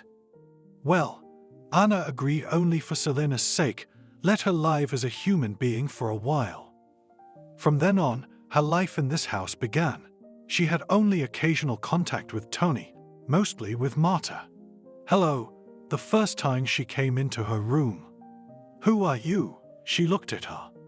"My name is Anna. I am your husband's classmate. He invited me to sit with you." Anna began to tell her. "You're not lying." She didn't believe me. "No, and I didn't come here alone, but with my daughter," she confessed to Marta at once. The landlady didn't know why, but she liked Anna right away. From that moment, they began to communicate a lot. Because the guest did not want to see Tony, she spent a lot of time in the room with Marta. "Tell me about yourself," the landlady asked. "We came from." She began to tell her story, of course, without small details. Wow. At that moment Anna noticed that Martha moved her foot. It couldn't have seemed to her. The girl did almost everything here. The cook did the cooking. Everything else fell on Anna's shoulders. She did everything that needed doing for Martha, and also had to bring Tony's tea, clean his office and everything else. It was very hard. but she braced herself for Selina. Anna, when she heard Martha calling her, she would run straight to her. What Tony said about her didn't fit her image. What, you wanted to see me? She came running up to the second floor.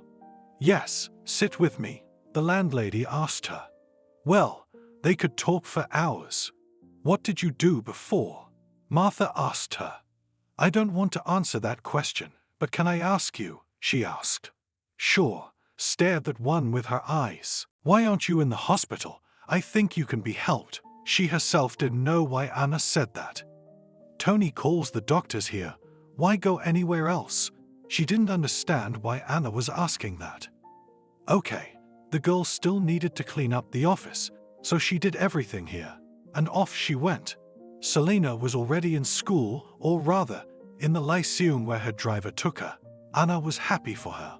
Tony, as promised, paid her money, but she didn't spend it practically anywhere, so she managed to save.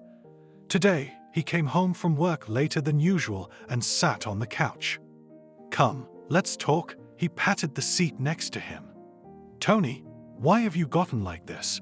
I think your jersey could use some help, she said. What's that like, happy? He looked at her. Do you think that's what happiness is all about? I couldn't believe I ever loved this man. What is it? He smirked. I don't know, she shook her head. More and more often Anna thought that she would live in her small apartment there now, but she wouldn't have to see all this. Natalie had called her many times, but Anna hadn't answered. She didn't want to tell her, and she didn't want to lie. I know you liked me, Tony took her hand. What are you doing? She looked at him with big eyes. Selina was home and could have walked out at any moment. And what was even scarier was that his wife was in this house. What's the big deal? Didn't you want this? He looked at Anna defiantly. Why didn't you invite Andrew and Cindy here?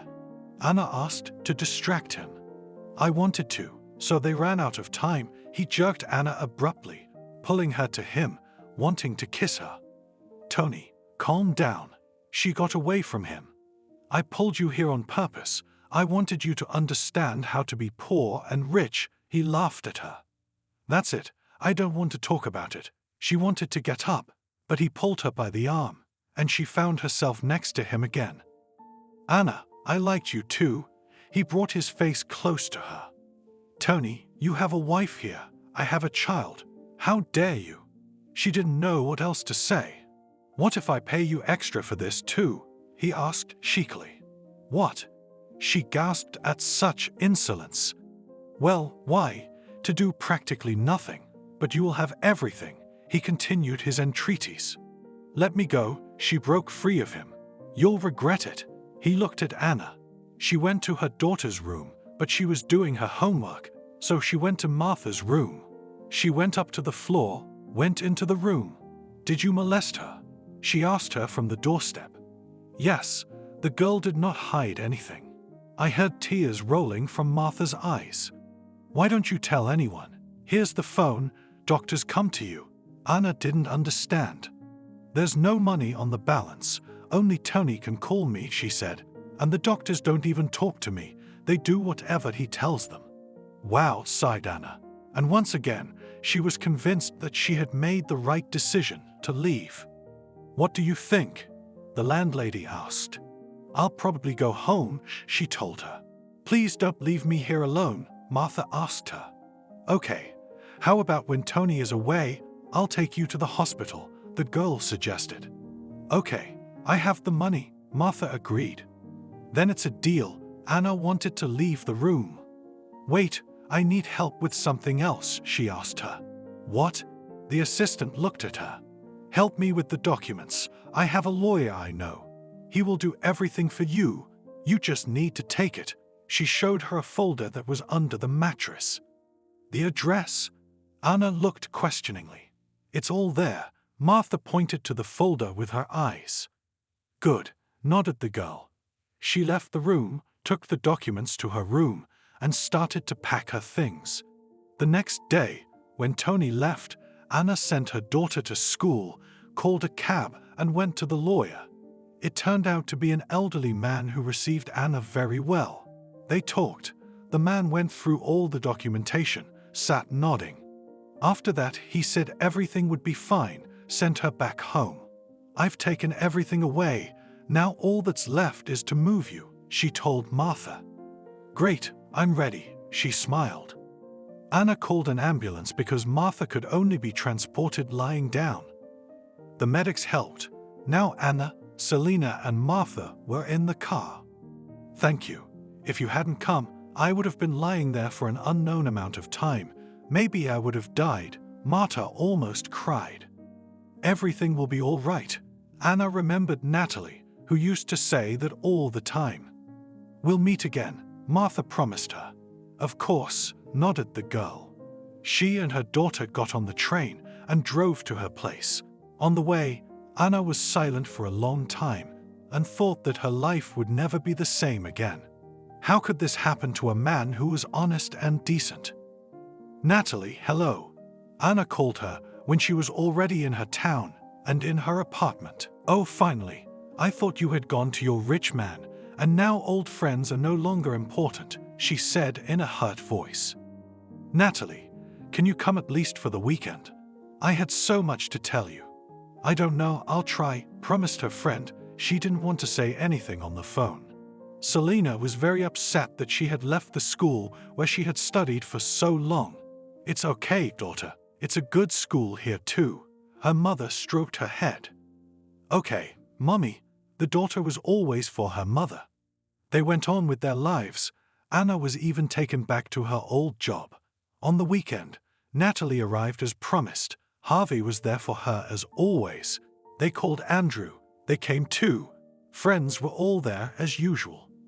Well, tell me about it. Natalie was ready to hear her out. Oh, I went away, and what I had there, everything turned upside down. I could not even imagine that people could be like that, she began to tell, and for some reason the girl cried. So, what's the story? My friend couldn't wait. Tony, Anna told them everything. Wow, that's a lot to suffer to change like that. There are two conclusions. Either he was really hurt, or he was always like that.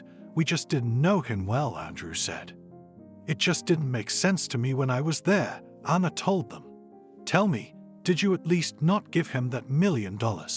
I wanted to, so he didn't take it. He said he didn't need my handouts, she smiled. Yes, friend, you are in a situation. The girl shook her head. I myself understand what happened there.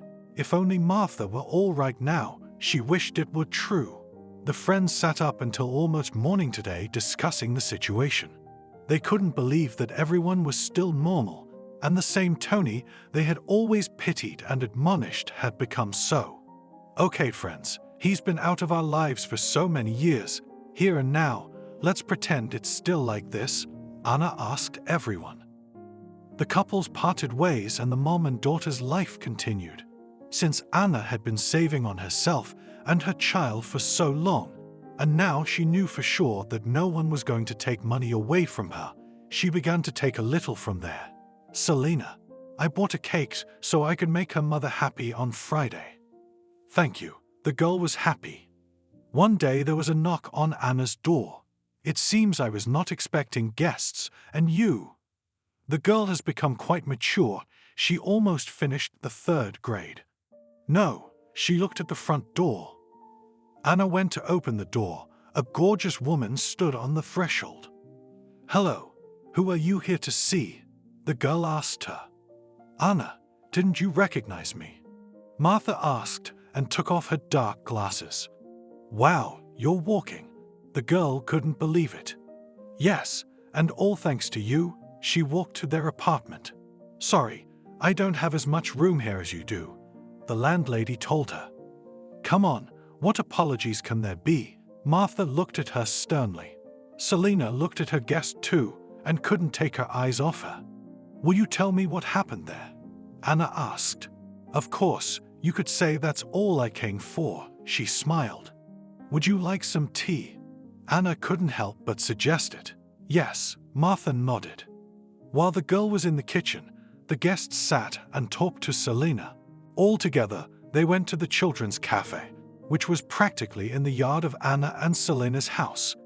There they settled down well, and a serious conversation began. "Anna, I didn't come empty-handed," Martha told her suddenly. "What do you mean, not empty-handed?" Selena did not understand, for her aunt had nothing in her hands. "It's just a saying," they laughed. "I don't want anything from you." Anna began to deny it at once. "Listen, it's a simple gratitude. If not for you, then I—" She did not want to say this terrible word. "I only called the car. Everything else is you and your money," the girl told her. "If you don't accept, I'll take offense." Martha looked her in the eye. "Okay, what is it?" I couldn't believe this was actually happening. "The apartment, your apartment." She handed her the papers and keys. "Martha, you can't do that." She started giving it all back. "You have a growing daughter. You'll live there now, you'll rent this one. And when Selena grows up, you'll move back here," she instructed her. "Thank you," Anna thought. Martha was really right. "That's it, girls, I'm off, and I'll be waiting for you to visit." They hugged Anna, and the woman kissed Selena. "Bye. Don't be sick." Anna hugged her again. "Do we have an apartment now?" Selena asked her mom. "Apparently yes," she smiled. "Shall we go see it?" said the girl. "Ah, let's go." Anna waved her hand. It was the very center of their city. A new house, Sunnyside, 3 huge rooms. After hers, it seemed like a place to play soccer. "Mom, when are we moving in?" the girl asked. "I don't know. We should ask someone to help us move things," Anna said thoughtfully. On the one hand, she had no luck in her life, but on the other hand, it was the other way around. Who knows what turn fate has in store for you? She called Natalie again and told her everything. "Just to see it all and help you with the move, I will come," her friend promised her again. "And I'm always waiting and happy to see you," Anna said and immediately dialed Andrew's number. They too agreed, and just like Natalie was shocked by the news. Anna and Selena drove home today, happy and tired. As they approached the driveway, they saw someone sitting there. "Hi." Anna recognized Tony right away. "You weren't expecting him." He was grinning. "I don't know." She didn't feel like talking to him. "I called you over to show you off, and you turned it around." He shook his head. "What do you want?" she asked, not looking at him. "Don't you want me to call you?" He pointed to the entryway. "Sorry, but no," she wanted to go on. "Wait, you see, I have nowhere to go." He took her hand. "Tony, I don't ever want to know or see you again." Anna looked at him with contempt, remembering how many things he had done. Well, he got up from the bench and walked. Now he was slouching, seemed shorter in stature. And he looked like Tony again, in his tattered clothes. Anna felt sorry for him. She wanted to catch up with him, turn him around, give him tea, warm him with a word. "Mom, let's go home. You forgot that we need to pack," pulled her sleeve Selena. Yes, Anna realized. They walked into the entryway. She hadn't heard or seen Tony again since. When all the stuff was packed, friends came over the weekend. They had arranged a big move. Not only that, Anna had also ordered new furniture that needed to be assembled. All together, they sat over the instructions and couldn't understand them. "Oh friend, I'm so happy for you. Now all you have to do is find a good man," Natalie hugged her. "Everything will be fine," strangely enough. But today she, not Natalie, said this phrase. When almost everything was done, Andrew's phone rang. As he spoke, he looked up at everyone who was here. "It's Evan. Says he's back. Wants to join. He hasn't dropped the call yet." "Send him over," Anna said. "And here comes the man." Natalie winked at Anna. Thank you for watching this video to the end. Subscribe to the channel. Like it, write comments if you like the story, and see you on the channel.